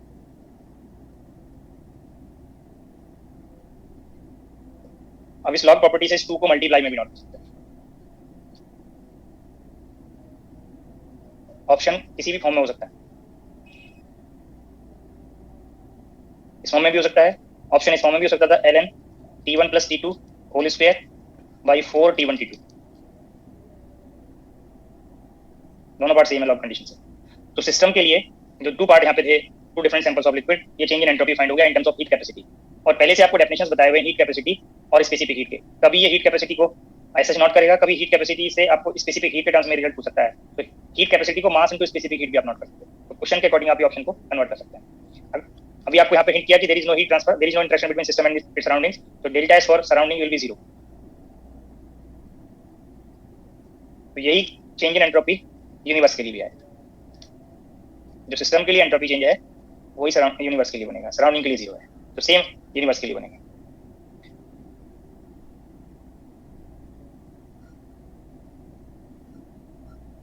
कोई डाउट तो नहीं these स्टेप्स में?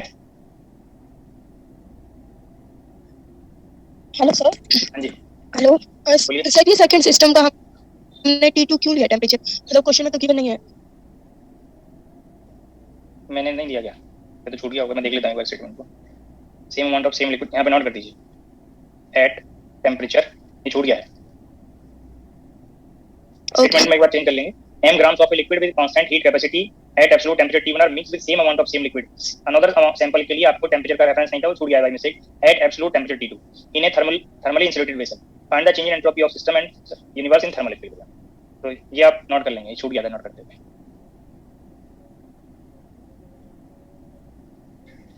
पेज नंबर, ये प्रॉब्लम जो अभी आपको मैंने डिस्कस किया है, same form, page number 26, problem number 1। Only system का नेम चेंज हो रहा होगा, अप्रोच चाहे सेम रहेगी, अप्रोच फिर से चाहे रिपीट करके स्टेप फॉलो करके आप फाइंड कर सकते हैं।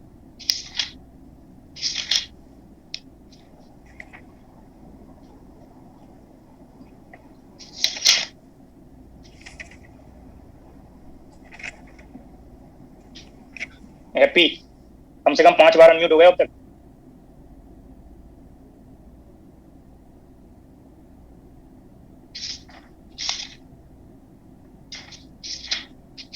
ये जो प्रॉब्लम नंबर मैंने नोट किए हैं, इनका स्टेटमेंट रीड कर लीजिए। पेज नंबर 26 पे 1 आइडल गैस मेंशन किया है वहां पे सिस्टम। पेज नंबर 38 से 34 सॉलिड ब्लॉक्स के लिए है। यहाँ पे गैसियस फेज है, यहाँ पे सॉलिड फेज है, और लिक्विड के लिए मैंने कराया है। या तो स्टेप्स रिपीट कर दें या इन्हीं से रेफरेंस लेके प्रॉब्लम को कंप्लीट कर सकते हैं। ये फिर से जो नेक्स्ट प्रॉब्लम पेज नंबर 40 पे 19, ये फिर से गैस फेज के लिए है। Problem number 1 page number 26, consider N ideal gas of mass m at temperature T1 which is mixed isobarically at constant pressure with an equal mass of same gas at temperature T2 in a thermally insulated container. What is the change in entropy of universe? तो जो problem मैंने note कराया है, मैंने liquid के 2 different samples को mix किया है, और इस पर्टिकुलर प्रॉब्लम में गैस के 2 डिफरेंट सैंपल्स को मिक्स कर रहा है। और गैस के लिए जब आप ये स्टेप फॉलो करेंगे तो यहाँ पे फाइनल टेम्परेचर सेम आएगा। यहाँ पे जब आप ये रिजल्ट ओपन करेंगे डी क्यू को, तो अब की बार mass into specific change in temperature का कंसेप्ट आएगा। या आप इस लास्ट रिजल्ट में हीट कैपेसिटी को मास इनटू स्पेसिफिक हीट में कन्वर्ट कर दीजिए। पॉइंट रिलेट हो पाएगा।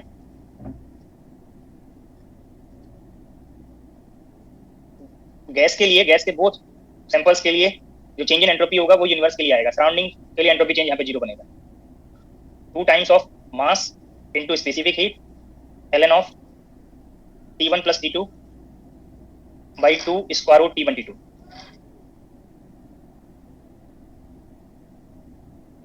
इस लास्ट रिजल्ट में, इस रिजल्ट में मैंने हीट कैपेसिटी को mass into specific heat note किया। स्पेसिफिक नोटेशन आपको सीपी दिया हुआ है क्योंकि प्रेशर कांस्टेंट है, कांस्टेंट प्रेशर पे आप हीट ट्रांसफर कर रहे हैं। तो फर्स्ट ऑप्शन करेक्ट करेंगे। नेक्स्ट प्रॉब्लम पेज नंबर 38 पे 34, 2 solid blocks, one at temperature T1 and other at temperature T2. T1 is greater than T2 with same temperature independent heat capacity C are put in contact with each other. The change in entropy of universe after they have equilibrated. Surrounding से फिर से यहाँ पे interaction नहीं है, तो जो both blocks के लिए एंट्रोपी चेंज कंबाइन करेंगे वही आपको यहाँ पे यूनिवर्स का एंट्रोपी चेंज मिलेगा। तो सिमिलर अप्रोच फिर से आपको फॉलो करना है, बट अब की बार जो ऑप्शन का फॉर्म है वो हीट कैपेसिटी के टर्म्स में है। जो मैंने लिक्विड के लिए आपको हीट कैपेसिटी के टर्म्स में नोट कराया है, C ln T1 plus T2 whole square by 4 T1 T2।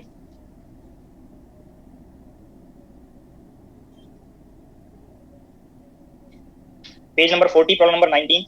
देखो एंट्रोपी चेंज के जो क्वेश्चंस हैं, आप जब स्टैटिस्टिकल मैकेनिक्स पढ़ेंगे तब डिफरेंट मेथड से फिर से आप फाइंड करेंगे। तो ये जो पेज नंबर 40 है वो स्टैटिस्टिकल मैकेनिक्स वाले असाइनमेंट में है। अभी स्टैटिस्टिकल मैकेनिक्स का कोई पार्ट आपको डिस्कस नहीं किया है, बट आपके पास डिफरेंट चॉइस अवेलेबल होगी, चाहे जिस पार्ट से आप फाइंड कर सकते हैं। Each of 2 vessels A and B of fixed volumes contains n molecules of a perfect monatomic gas at pressure T. The temperature of A and B are T1 and T2 respectively. The 2 vessels are brought in thermal contact at equilibrium. The change in entropy. तो फिर से आप यहाँ पे ये same expression use करेंगे। अब यहाँ पे सिर्फ आपको ये हीट कैपेसिटी को रिलेट करना है। तो heat capacity at constant volume आपको यहाँ पे कन्वर्ट करना है, और मोनोटोमिक आइडल गैस के लिए हीट कैपेसिटी आपको नंबर ऑफ मॉलिक्यूल के टर्म्स में 3/2 n kb बताया हुआ है। रिकॉल करिए, 1 मॉलिक्यूल के लिए 3/2 kb और n मॉलिक्यूल्स के लिए आप ये n मल्टीप्लाई करते हैं, तो गैस के लिए 3/2 n kb बन जाएगा। ओनली हीट कैपेसिटी के प्लेस पे आपको ये रिप्लेस करना है 3/2 n kb।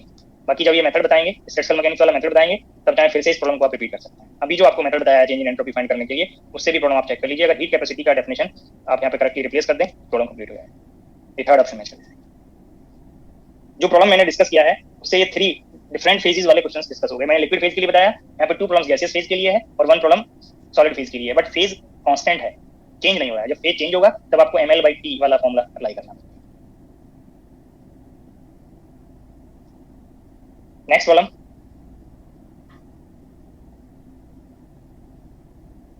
नोट करेंगे नेक्स्ट प्रॉब्लम का statement. n moles of an ideal gas with molar specific heat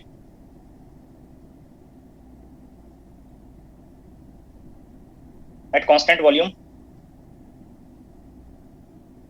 and constant pressure .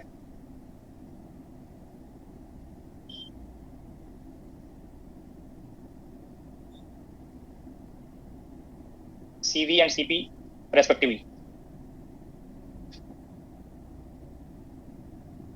Undergoes from state I और I state में pressure PI, volume VI, temperature TI to another state F, pressure PF, volume VF, temperature TF. Find the change in entropy of the gas.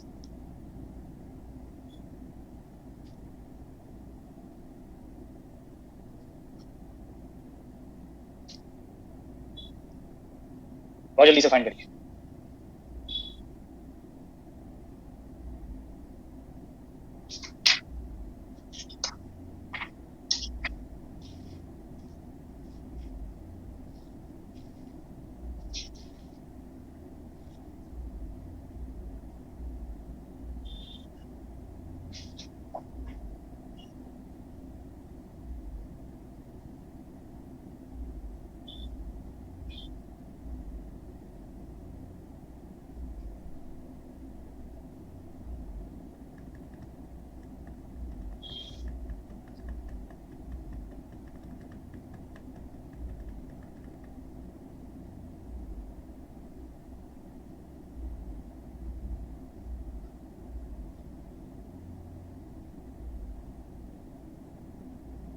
So CV ln TF by TI plus NR ln BF by VI. जी, question के अकॉर्डिंग यहाँ पे जैसे CP CV किसी भी form में result पूछा जा सकता है, कभी टेम्परेचर और वॉल्यूम में, कभी टेम्परेचर प्रेशर में, कभी प्रेशर और वॉल्यूम में. तो आपको जो आइसोथर्मल प्रोसेस के लिए पहले स्टेप बताए हैं उसी के सिंगल स्टेप्स आपको यहाँ पे फॉलो करने हैं. बस कंडीशन आपकी बार आइसोथर्मल की नहीं है, यहाँ पे दोनों में टेम्परेचर डिफरेंट नोटेशन से दिया है. तो चेंज इन एंट्रोपी फाइंड करेंगे integration dQ by T from initial to final state. dQ को आप by using first law of thermodynamics convert करेंगे du प्लस PdV में. बोथ पार्ट को सेपरेटली इंटीग्रेट करेंगे. और आइडियल गैस के लिए चेंज इन इंटरनल एनर्जी को आप नोट कर सकते हैं इन terms of number of moles and molar specific heat NCV dt. यहाँ पे n कांस्टेंट है, CV कांस्टेंट है. इनिशियल स्टेट के लिए टेम्परेचर TI है और फाइनल स्टेट के लिए टेम्परेचर TI. यहाँ से आप equation of state of an ideal gas apply करेंगे तो प्रेशर को आप एलिमिनेट करेंगे nRT/V से. nR कांस्टेंट है, T कैंसिल आउट हो गया. इनिशियल स्टेट में वॉल्यूम VI, फाइनल स्टेट में volume VI. NCV first term का इंटीग्रल किया तो ln ऑफ T और लिमिट प्लेस किया तो ln of TF by TI form बना.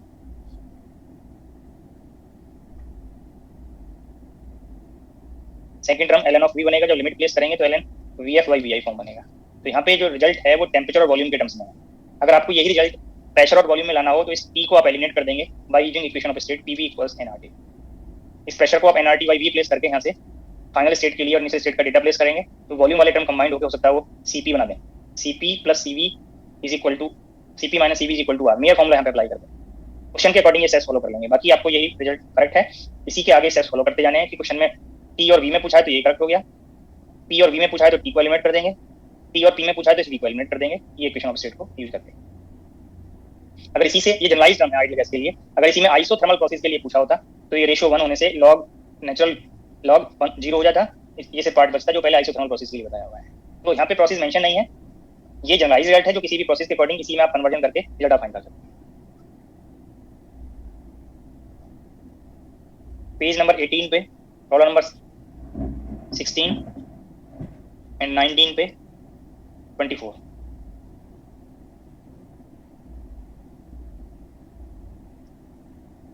स्टेटमेंट रीड कर लीजिए.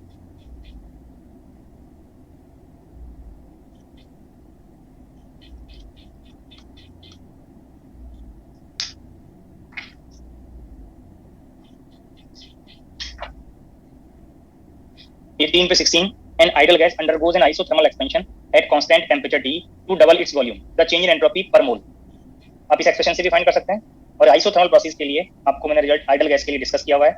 आप उस जनरलाइज रिजल्ट को यूज करके यहाँ पे डबल ऑफ इट्स वॉल्यूम कहा है, पर मोल पूछा है तो इस मोल्स को या तो 1 कर दें या मोल से डिवाइड कर दें तो R ln ये रेशियो 2 में कन्वर्ट हो जाएगा.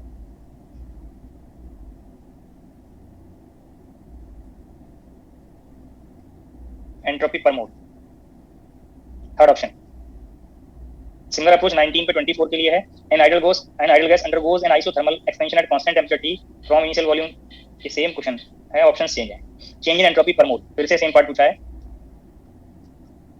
वॉल्यूम के नोटेशंस आपको यहाँ पे आपकी बार V1 to V2 दिए हुए हैं, तो R ln V2 by V1, D option correct बन गया। पेज नंबर 18 पे 18 स्टेटमेंट रीड करें।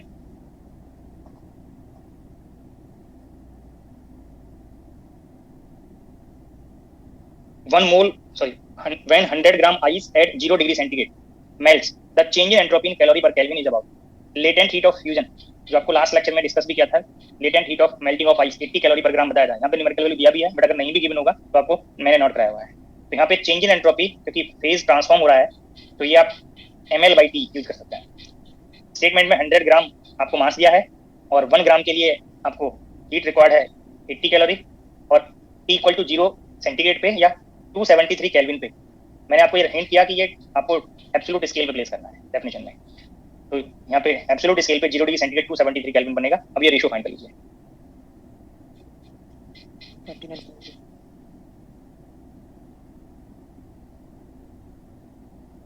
कैलोरी पर केल्विन। नेक्स्ट प्रॉब्लम में ओनली अमाउंट चेंज हो रहा है।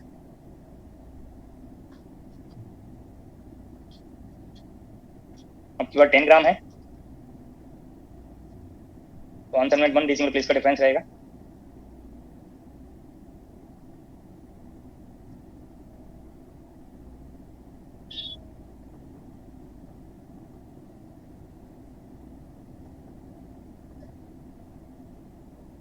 नेक्स्ट प्रॉब्लम नोट करेंगे। 1 kilogram of water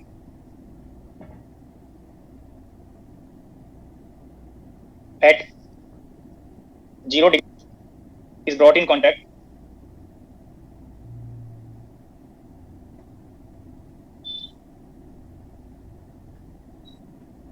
thermal contact चाहे तो बॉडी यूज कर लें with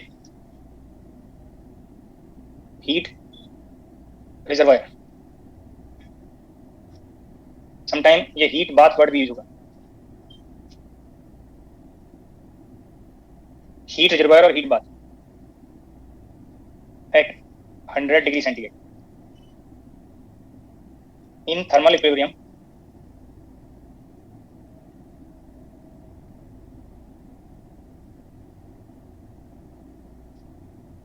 find the change in entropy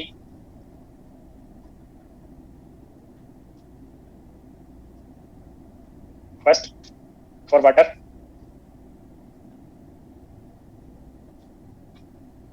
second part heat reservoir, third universe।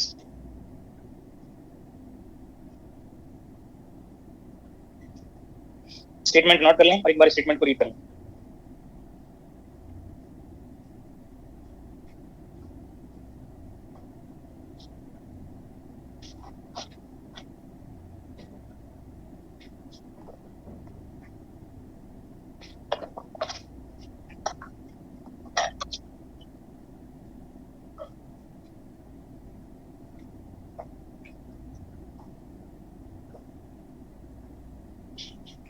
Statement note कर लिया, रीड भी कर लिया होगा। देखो एक कंसेप्ट यहाँ पे रिजर्वायर के लिए है, हीट रिजर्वायर।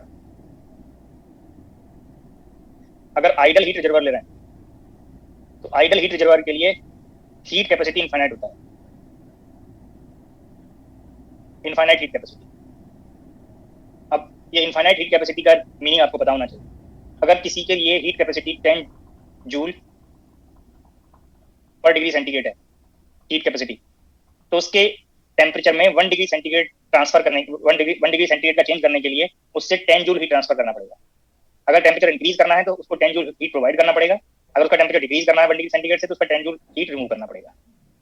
अब यहाँ पे हीट कैपेसिटी का डेफिनेशन पहले बताया हुआ है, तो यहाँ पे भी चेक कर सकते हैं। इनफाइनाइट हीट कैपेसिटी अगर हीट रिजर्वायर का है तो उसके टेम्परेचर में 1 डिग्री सेंटीग्रेड या 1 केल्विन का चेंज करने के लिए इनफाइनाइट हीट ट्रांसफर करना पड़ेगा।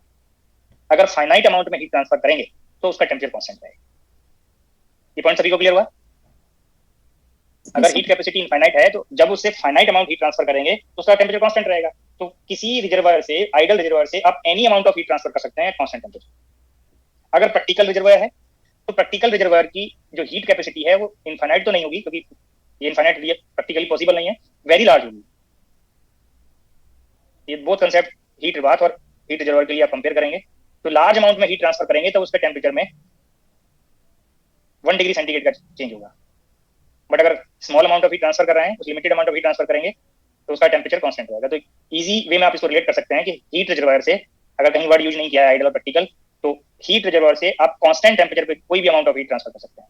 उससे कोई हीट प्रोवाइड करेंगे उसको या रिमूव करेंगे तो उसका टेम्परेचर कांस्टेंट रहेगा। तो ये कॉन्सेप्ट आप प्रॉब्लम के लिए अप्लाई कर सकते हैं। इसको आप एनालॉजी कर सकते हैं, अगर जैसे यहाँ पे हीट रिजर्वायर का जो कंसेप्ट है, रिजर्वायर के पहले जो भी वर्ड यूज हो रहा है उस तरह का हीट कैपेसिटी है, उस तरह का कैपेसिटी है, उसको हीट को कंटेन करेगा हीट रिजर्वायर। अगर हम वाटर रिजर्वायर की बात करें, जो ocean is an example of water reservoir, तो ओशियन में डिफरेंट रिवर्स जाके मिलते हैं। अब उसमें कितना भी अमाउंट आप ट्रांसफर कर लें तो उसके वाटर के लेवल में नेग्लिजिबल चेंज आता है, जबकि अमाउंट आप ट्रांसफर कर रहे हैं वाटर का वेरी लार्ज अमाउंट आप ट्रांसफर कर देते हैं, बट उसके ओशियन के वाटर लेवल में नेग्लिजिबल चेंज आता है। तो सेम मीनिंग यहाँ पे है। तो जो रिजर्वायर है, रिजर्वायर से पहले जो भी वर्ड यूज होगा उस पर्टिकुलर पार्ट को कंटेन करेगा। हीट रिजर्वायर हीट कंटेन करेगा, हीट कैपेसिटी इसका लार्ज होगा। वाटर रिजर्वायर में वाटर कैपेसिटी वेरी लार्ज होता है, तो अमाउंट जो आप ट्रांसफर करेंगे दैट पर्टिकुलर अमाउंट, उसके लेवल में नेग्लिजिबल चेंज है। तो ये पॉइंट आपको प्रॉब्लम के लिए जब भी कहीं रिजर्वायर कंसेप्ट आए वो आप अप्लाई कर सकते हैं। तो यहाँ पे आपको थर्मल इक्विलिब्रियम में ही आपको चेंज इन एंट्रोपी फाइंड करना है। तो जब 0 डिग्री सेंटीग्रेड वाटर को हीट रिजर्वायर के कॉन्टेक्ट में लाएंगे, थर्मल कॉन्टेक्ट में लाएंगे, तो हीट रिजर्वायर का हायर टेम्परेचर है और वाटर का टेम्परेचर लोअर है, तो हीट ट्रांसफर होगा हीट रिजर्वायर से वाटर को। कब तक हीट ट्रांसफर होगा? जब तक बोथ का टेम्परेचर सेम ना हो जाए। अगर ये 2 डिफरेंट बॉडीज होते तो बॉडीज का टेम्परेचर चेंज होता, दोनों का टेम्परेचर चेंज होता, जो आपसे पहले आपने इन प्रॉब्लम्स में अप्लाई किया हुआ है। यहाँ पे आप चेक कर सकते हैं, इस दीज पार्ट में आपने ये 2 डिफरेंट लिक्विड सैंपल्स को मिक्स किया, यहाँ पे गैसियस फेज को मिक्स किया, यहाँ पे 2 सॉलिड ब्लॉक्स को मिक्स कर रहे थे जिनके मास कांस्टेंट थे इंडिविजुअल सैंपल्स के। तो वहाँ पे आप कंपेयर करें, टेम्परेचर बोथ पार्ट का चेंज हो रहा है, बट जैसे ही यहाँ पे रिजर्वायर आया तो रिजर्वायर का टेम्परेचर कांस्टेंट रहेगा। ये आपको यहाँ पे हिंट कर दिया। तो टेम्परेचर सिर्फ किसका चेंज होगा? वाटर का। वाटर को हीट प्रोवाइड होगा रिजर्वायर से, और वाटर का टेम्परेचर रेज करेगा। रिजर्वायर का टेम्परेचर कांस्टेंट है, तो वाटर को तब तक हीट ट्रांसफर होगा जब तक वाटर का टेम्परेचर 100 डिग्री सेंटीग्रेड को अप्रोच ना कर जाए। वाटर का टेम्परेचर जब 100 डिग्री सेंटीग्रेड हो जाएगा तो हीट ट्रांसफर स्टॉप हो जाएगा, थर्मल इक्विलिब्रियम एस्टैब्लिश हो जाएगा। तो थर्मल इक्विलिब्रियम में रिजर्वायर का टेम्परेचर क्या है और वाटर का टेम्परेचर क्या है वो आपको कंफर्म होगा। ये स्टेटमेंट क्लियर रहेगा सभी को? In thermal equilibrium temperature of water या final temperature of water, temperature of heat reservoir same रहेंगे और वो 100 डिग्री सेंटीग्रेड रहेगा। ये स्मॉल टी नॉट करना सेंटीग्रेड स्केल। तो थर्मल इक्विलिब्रियम में आपको change in entropy of water find करना है। Integration dq by t initial to final.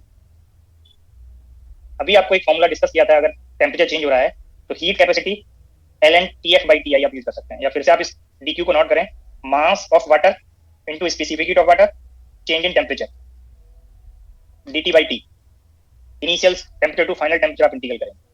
Mass of water आपको यहाँ पे दिया 1 किलोग्राम, 10 to power 3 ग्राम मैंने इसको नोट कर दिया। Specific heat of water last lecture में आपको नोट कराया हुआ है कैलोरी में, 1 कैलोरी पर ग्राम डिग्री सेंटीग्रेड। इसको चाहे तो आप जूल में भी कन्वर्ट कर सकते हैं, क्वेश्चन के अकॉर्डिंग किसी भी यूनिट में रिजल्ट पूछा जा सकता है। तो पहले मैंने इसको कैलोरी में नोट कर दिया, 1 कैलोरी पर ग्राम डिग्री सेंटीग्रेड। अब ये जब इंटीग्रल करेंगे तो ln of final temperature 100 degree centigrade है, बट मैंने आपको ये हिंट किया कि जब चेंज इन एंट्रोपी फाइंड कर रहे हैं तो ये आपको एब्सोल्यूट स्केल पर रिप्लेस करना है। ये क्लियर है सभी को? ये मोर टाइम आपको सजेस्ट कर दिया है मैंने, डाउट नहीं होना चाहिए किसी को, क्योंकि यहाँ पे जब आप चेंज इन एंट्रोपी का एक्सप्रेशन फाइंड कर रहे हैं तो ये इंडिविजुअल टेम्परेचर्स के फॉर्म में रिजल्ट आ रहा है। डिफरेंस जहाँ पे आएगा वहाँ तो सेम ले सकते हैं, बट जब सिंगल टेम्परेचर्स होंगे, इंडिविजुअल टेम्परेचर्स होंगे, वहाँ पे सेंटीग्रेड स्केल पे और केल्विन स्केल पे रिजल्ट डिफरेंट आएंगे। यहाँ पे चेंज इन एंट्रोपी में आपको ये केल्विन स्केल पे ही यूज करना है, एब्सोल्यूट स्केल पे यूज करना है। तो final temperature 100 + 273 that is 373। Initial temperature water का 0 डिग्री सेंटीग्रेड है, केल्विन स्केल पे 273 बनेगा। ये change in entropy of water आ गया कैलोरी पर केल्विन में, या जिसमें ये स्पेसिफिक हीट का यूनिट होगा, मास ओनली मल्टीप्लाई कर रहे हैं, ये कैलोरी पर सेंटीग्रेड में भी आप नोट कर सकते हैं। बट इसी को अगर आप जूल में कन्वर्ट करेंगे तो 1 कैलोरी 4.18 जूल आपको बताया था, तो आप ये मल्टीप्लाई करिए।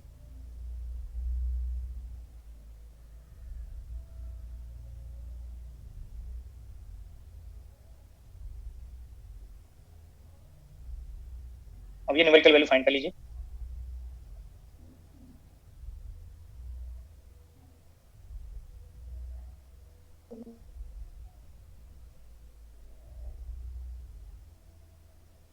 नियरली 1305 के अराउंड आ रहा होगा।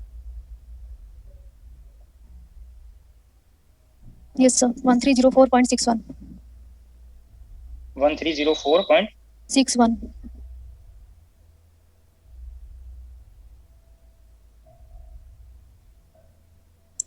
सर हाँ जी, सर एक 3 मिसिंग है 4.18 जो है ना उस स्टार 4.18। उस स्टार में एक 3 मिसिंग है उस 11 के अंदर। अच्छा, यहाँ पे ठीक। 4.18 कैसे लिख दिया सर आपने? कौन पूछ रहा है, फिर से पूछे।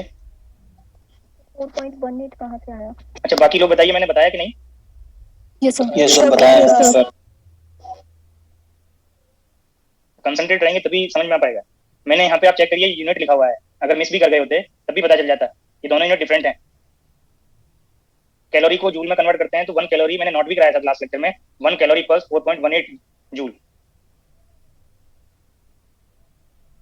क्लियर हो गया? रिजर्वायर के लिए बहुत जल्दी से फाइंड करें।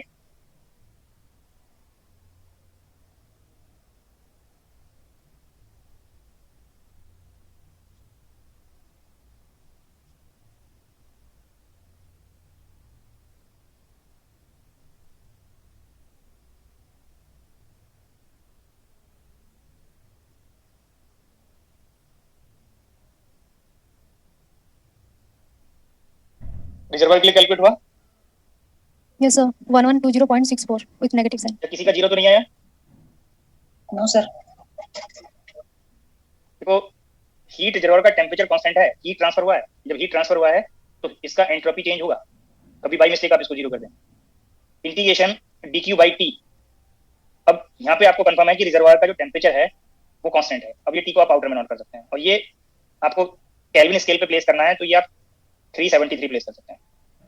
Heat transfer from heat reservoir, reservoir से हीट रिमूव हो रहा है तो ये नेगेटिव आएगा। कितना हीट रिमूव हुआ? जितना वाटर को प्रोवाइड हुआ। ये सभी को क्लियर है? रिजर्वायर से कितना हीट रिमूव होगा? जितना हीट वाटर को प्रोवाइड हो रहा है। तो रिजर्वायर के लिए डायरेक्ट तो आप कैलकुलेट नहीं कर सकते थे कितना हीट रिमूव हुआ, बट आप वाटर के थ्रू इसको कैलकुलेट कर सकते हैं। वाटर का अमाउंट दिया हुआ है, वाटर की स्पेसिफिक हीट आपको पता है, वाटर के टेम्परेचर में कितना चेंज हुआ वो आपको कंफर्म है। तो जितना वाटर को प्रोवाइड हुआ वो प्लस था, रिजर्वायर से रिमूव हो रहा है इसलिए वो माइनस आया। माइनस अमाउंट ऑफ वाटर 10⁻³ ग्राम, और इसको मैं डायरेक्ट फिर से जूल में नोट कर रहा हूँ। तो जब जूल में नोट करेंगे तो ये 4.18 आप मल्टीप्लाई करेंगे। स्पेसिफिक हीट ऑफ वाटर जो 1 कैलोरी पर ग्राम डिग्री सेंटीग्रेड नोट कराया था, 1 केल्विन नोट पर केल्विन नोट कराया था, उसको आप जूल में नोट कर लेंगे तो 4.18 जूल पर ग्राम केल्विन में वो स्पेसिफिक हीट बन जाएगा। तो ये मैंने स्पेसिफिक हीट की वैल्यू नोट कर दी। Change in temperature for water on both scale, centigrade scale as well as kelvin scale 400 है, डिवाइडेड बाई 373।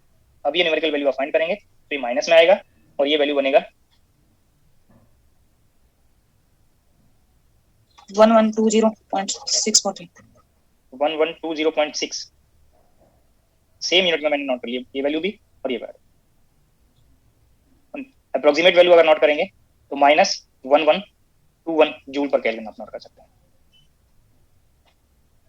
तो वाटर के लिए भी आपको चेंज इन एंट्रोपी फाइंड हो गया, रिजर्वायर के लिए भी चेंज इन एंट्रोपी आपको फाइंड हो गया।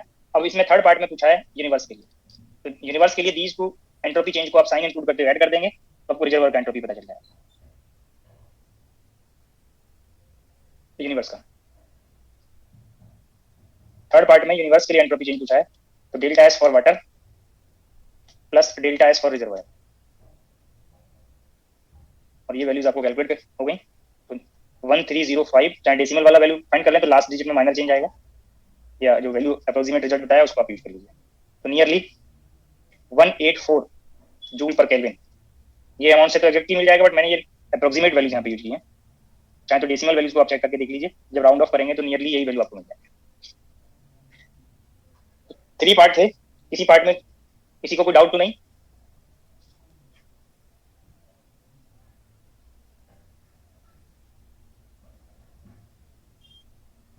टू टू 4 लेक्चर का टाइम था। मैं स्लाइड शो कर दे रहा हूँ एक बार।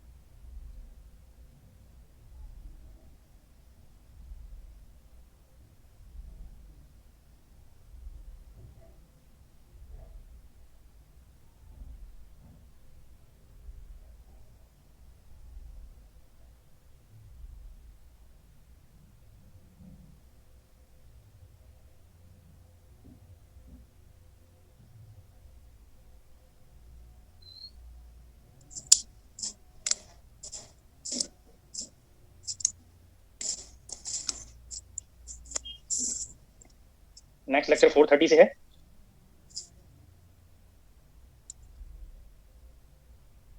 सर फर्स्ट स्लाइड सही थी। फर्स्ट स्लाइड जो आप पहले पूछ रहे थे मैंने तब भी दिखाया था, फर्स्ट स्लाइड शायद स्किप होना हो गया है, वो ब्लैंक। Okay sir.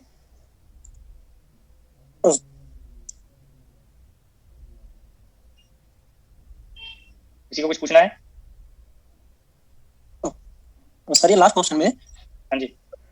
जहाँ पे हीट गिवन बाय अगर ये रिजर्वर होगा तो उतना ही हीट रिसीव बाय वाटर भी होगा, तो सर ये अलग अलग एंट्रोपी चेंज क्यों आ रही है? दोनों का टेम्परेचर, इनिशियल टेम्परेचर डिफरेंट है, इसलिए लगाएगा। दोनों के लिए आप डिफरेंट फॉर्मूला यूज कर रहे हैं। एक का टेम्परेचर कांस्टेंट नहीं है प्रोसेस के लिए। अब चेक करिए यहाँ पे जो फॉर्मूला आपने अप्लाई किया है जिसमें लॉग टर्म बन गया, यहाँ पे वाटर का टेम्परेचर 0 डिग्री सेंटीग्रेड से 100 डिग्री सेंटीग्रेड तक वेरी किया, थर्मल इक्विलिब्रियम में जाके कांस्टेंट हुआ। बट रिजर्वर का जो टेम्परेचर है वो 100 डिग्री सेंटीग्रेड पे कांस्टेंट है, तो बोथ एक्सप्रेशंस भी चेंज हैं। तो आप खुद से चेक कर सकते हो, डिफरेंट है ये। हम हीट का अमाउंट सेम है ट्रांसफर का, बट टेम्परेचर जो यहाँ पे है वो पार्ट सेम थोड़ी है। बोलिए। जी सर, सबसे पहले सर हमने ऐसे कैलकुलेट कर दिया था स्टार्टिंग। नहीं, जो मैंने पहले भी बोला था, ये जो क्वेश्चंस आपको नोट कराए जाते हैं, जो मैं क्वेश्चंस खुद से आपको स्टेटमेंट नोट करा के सॉल्व कराता हूँ, वो आप क्वांटम मैकेनिक्स से कंपेयर करते जाइए। इनका कोई ना कोई रोल होता है नहीं? अब सारे क्वेश्चन सर उसी में से हो जाते हैं ज्यादातर। अब ये देखिए, इसका कोई रोल रहा होगा, तभी तो मैंने यहाँ पे कंसेप्ट डिस्कस किया। जो थ्योरी पार्ट में कंसेप्ट स्किप हो जाते हैं, नहीं याद रहते, वो प्रॉब्लम के थ्रू याद रहते हैं। मैंने आपको यहाँ पे कंसेप्ट बताया जो रिजर्वर में अप्लाई भी किया। आप चेक करिए, ये सेम फॉर्मूला वहाँ यूज किया है। क्या है? Yes sir. टेम्परेचर है कांस्टेंट है, वहाँ पे भी कांस्टेंट है, और ये अमाउंट ऑफ हीट ट्रांसफर आपने फाइंड किया, वाटर से निकाल दिया। यहाँ पे ये m/L नॉट हो गया। हाँ, यहाँ टेम्परेचर कांस्टेंट रहेगा जी। ठीक है। अब इस वाले क्वेश्चन पे जाइए। यहाँ टेम्परेचर T1 से T2, टू डिफरेंट सैंपल्स को मिक्स करेंगे तो T1 से फर्स्ट सैंपल का TF तक चेंज हो रहा है, फिर T2 सेकंड सैंपल का T2 से TF तक चेंज हो रहा है। तो जब टेम्परेचर चेंज हो रहा है तो ये सारे फैक्टर चेक करिए, लॉग में आ रहा है जी सर। उस प्रॉब्लम में वाटर के लिए यही तो फॉर्मूला यूज हुआ है। इन एग्जांपल्स का कोई ना कोई रोल है एग्जाम के क्वेश्चंस को सॉल्व करने में। ठीक है? Yes sir. सर हाँ जी। सर ये रिजर्वोयर का टेम्परेचर तो सेम है ना? जब हाँ जी, चेंज थोड़ी हो रहा है तो फिर ये तो मैंने कहा चेंज वाला, अभी जो मैंने एक्सप्लेन किया खुद आप बताइए, मैंने कब कहा कि ये टेम्परेचर चेंज है? मैंने भी तो अभी कांस्टेंट वाला फैक्टर बताया। ये फॉर्म बताइए, टेम्परेचर अगर कांस्टेंट नहीं होता तो क्या मैं इसको आउटर में नोट करता? नहीं सर, हम डीक्यू को सीवीडीटी लिखेंगे ना? डीक्यू को सीवीडीटी लिखेंगे ना? फिर से बोलिए। तो हीट कैपेसिटी मल्टीप्लाई टेम्परेचर किसके लिए होती है डीक्यू को सीवीडीटी किसके लिए नोट करते हैं? बोलिए। ये डीक्यू को सीवीडीटी हमेशा नोट नहीं करते। ये तब नोट करते हैं जब ये हीट कैपेसिटी कांस्टेंट वॉल्यूम हम ले रहे हैं और हीट ट्रांसफर भी कांस्टेंट वॉल्यूम पे कर रहे हैं, वो भी गैसीय सिस्टम के लिए। अगर हमारा लिक्विड है, सॉलिड है, तो हम इसको heat capacity to change in temperature लिखेंगे। सर बिल्कुल टेम्परेचर में तो चेंज हो ही नहीं रहा है ना, तो ये 100 जो आपने मल्टीप्लाई किया, ये कैसा है? ये नहीं समझ आ रहा। वाटर के लिए चेंज हो रहा है। हाँ, तो मैंने ये 2 to 3 टाइम डिस्कस कर दिया है। यहाँ पे जो हीट ट्रांसफर ऑफ रिजर्वायर है वो हीट ट्रांसफर ऑफ वाटर का अपोजिट है कि नहीं? अब आप ये बताइए, अगर ये ट्रांसफर आप ये टेम्परेचर कांस्टेंट है, इसका मतलब ये थोड़ी हीट ट्रांसफर नहीं हुआ। बोलिए। तो हमें तो ये डीक्यू का अमाउंट चाहिए ना, और डीक्यू आप चेक करिए, वाटर के लिए चेंज हुआ है, टेम्परेचर नहीं हुआ। हाँ हुआ। अच्छा सर, तो सर आपने फर्स्ट लॉ की लिमिटेशन सिखाई थी ना? किसके लिए? फर्स्ट लॉ के लिए लिमिटेशन सिखाई हाँ थी, जी। उसमें करना है। उसमें क्या करना है? तो आपने एग्जांपल लेके बताया ना, हाँ जी। वो चीज समझ में आ रही है। क्या नहीं समझ में आया बताइए। सर आपने बोला था कि कोई भी प्रोसेस में अगर एनर्जी कंजर्व्ड है तो फर्स्ट लॉ वैलिड होता है। हाँ। तो आप इस प्रोसेस में चेक करिए, इस प्रोसेस में चेक करिए, दोनों प्रोसेस में आपको initial energy of combined system E1 + E2 है। प्रोसेस में हीट ट्रांसफर हो रहा है, हीट ट्रांसफर के बाद कंबाइंड सिस्टम की एनर्जी E1 + E2 है। हाँ। कोई प्रोसेस होने से पहले और होने के बाद अगर एनर्जी सेम आता है तो कंजर्व्ड होता है। हाँ। जो आप पहले मैकेनिक्स में भी पढ़े होंगे, बिफोर एंड आफ्टर इक्वल कर देते हैं उसको। हाँ। तो वही मैंने चेक किया, यहाँ पे तो सेम है, तो इसका मतलब कंजर्व्ड है। तो यहाँ पे फर्स्ट लॉ वैलिड है, फर्स्ट लॉ वैलिड नहीं हुआ। अब वही पार्ट मैंने इस प्रोसेस में हीट ट्रांसफर का डायरेक्शन चेंज किया, तो न्यू प्रोसेस इसको कंसीडर कर रहा हूँ मैं, फिर से चेक किया तो सेम आ रहा है। जो सेम है तो एनर्जी कंजर्व्ड है, और एनर्जी जब कंजर्व होगा फर्स्ट लॉ वैलिड रहेगा। बट हम ये पढ़ते आ रहे हैं, आप लोग भी बुक में पढ़े होंगे 12th लेवल से ग्रेजुएशन लेवल, पीजी लेवल, जहाँ पे भी थर्मोडायनामिक्स अप्रोच आया होगा। Spontaneously heat can flow from hot body to cold body. जैसे वाटर खुद से अगर फ्लो करेगा तो हायर लेवल से लोअर लेवल पे जाएगा, हाइट के हायर लेवल से लोअर लेवल पे वाटर फ्लो करेगा खुद से। अगर उसको आपको लोअर लेवल से हायर लेवल पे फ्लो कराना होगा, मूव कराना होगा, तो आपको पंपिंग करना पड़ेगा उसका, कहीं किसी मोटर से, किसी पंप सेट से इलेक्ट्रिसिटी प्रोवाइड करके उसको प्रेशर क्रिएट करके आपको उसको फ्लो कराना पड़ेगा। तो ये स्पॉन्टेनियसली नहीं है। तो ऐसे ही हीट अगर आपको लो टेम्परेचर से हाई टेम्परेचर को प्रोवाइड करना है, जैसे आप रेफ्रिजरेटर में करते हैं, तो आपको कंप्रेसर से बात करना पड़ेगा। बट यहाँ पे तो हम कोई और पार्ट इन्वॉल्व कर ही नहीं रहे। जो इन्वॉल्व नहीं कर रहे हैं, जैसे ये थिंक किया कि अब की बार यहाँ पे फर्स्ट सैंपल से सेकंड सैंपल पे ही ट्रांसफर हो रहा है, और यहाँ पे सेकंड से फर्स्ट को ट्रांसफर होना है। बट इनमें जो प्रोसेस एक्चुअल में पॉसिबल है वो तो प्रोसेस ये पॉसिबल है ना, ये तो पॉसिबल नहीं है। जब ये पॉसिबल नहीं है तो फर्स्ट लॉ के अकॉर्डिंग दोनों पॉसिबल हो रहे हैं, तो ये लिमिटेशन हुआ ना फर्स्ट लॉ का कि ये बताएगा ही नहीं कि प्रोसेस पॉसिबल है कि नहीं, या किस डायरेक्शन में करेक्टली हीट ट्रांसफर करेगा वो नहीं बताएगा। ये करेक्ट डायरेक्शन है, ये रॉन्ग डायरेक्शन है स्पॉन्टेनियस प्रोसेस के लिए। यही लिमिटेशन को मैंने एग्जांपल वाइज बताया। Okay sir, thank you. मैं एग्जिट करता हूँ, नेक्स्ट क्लास 4:30 से स्टार्ट करना है।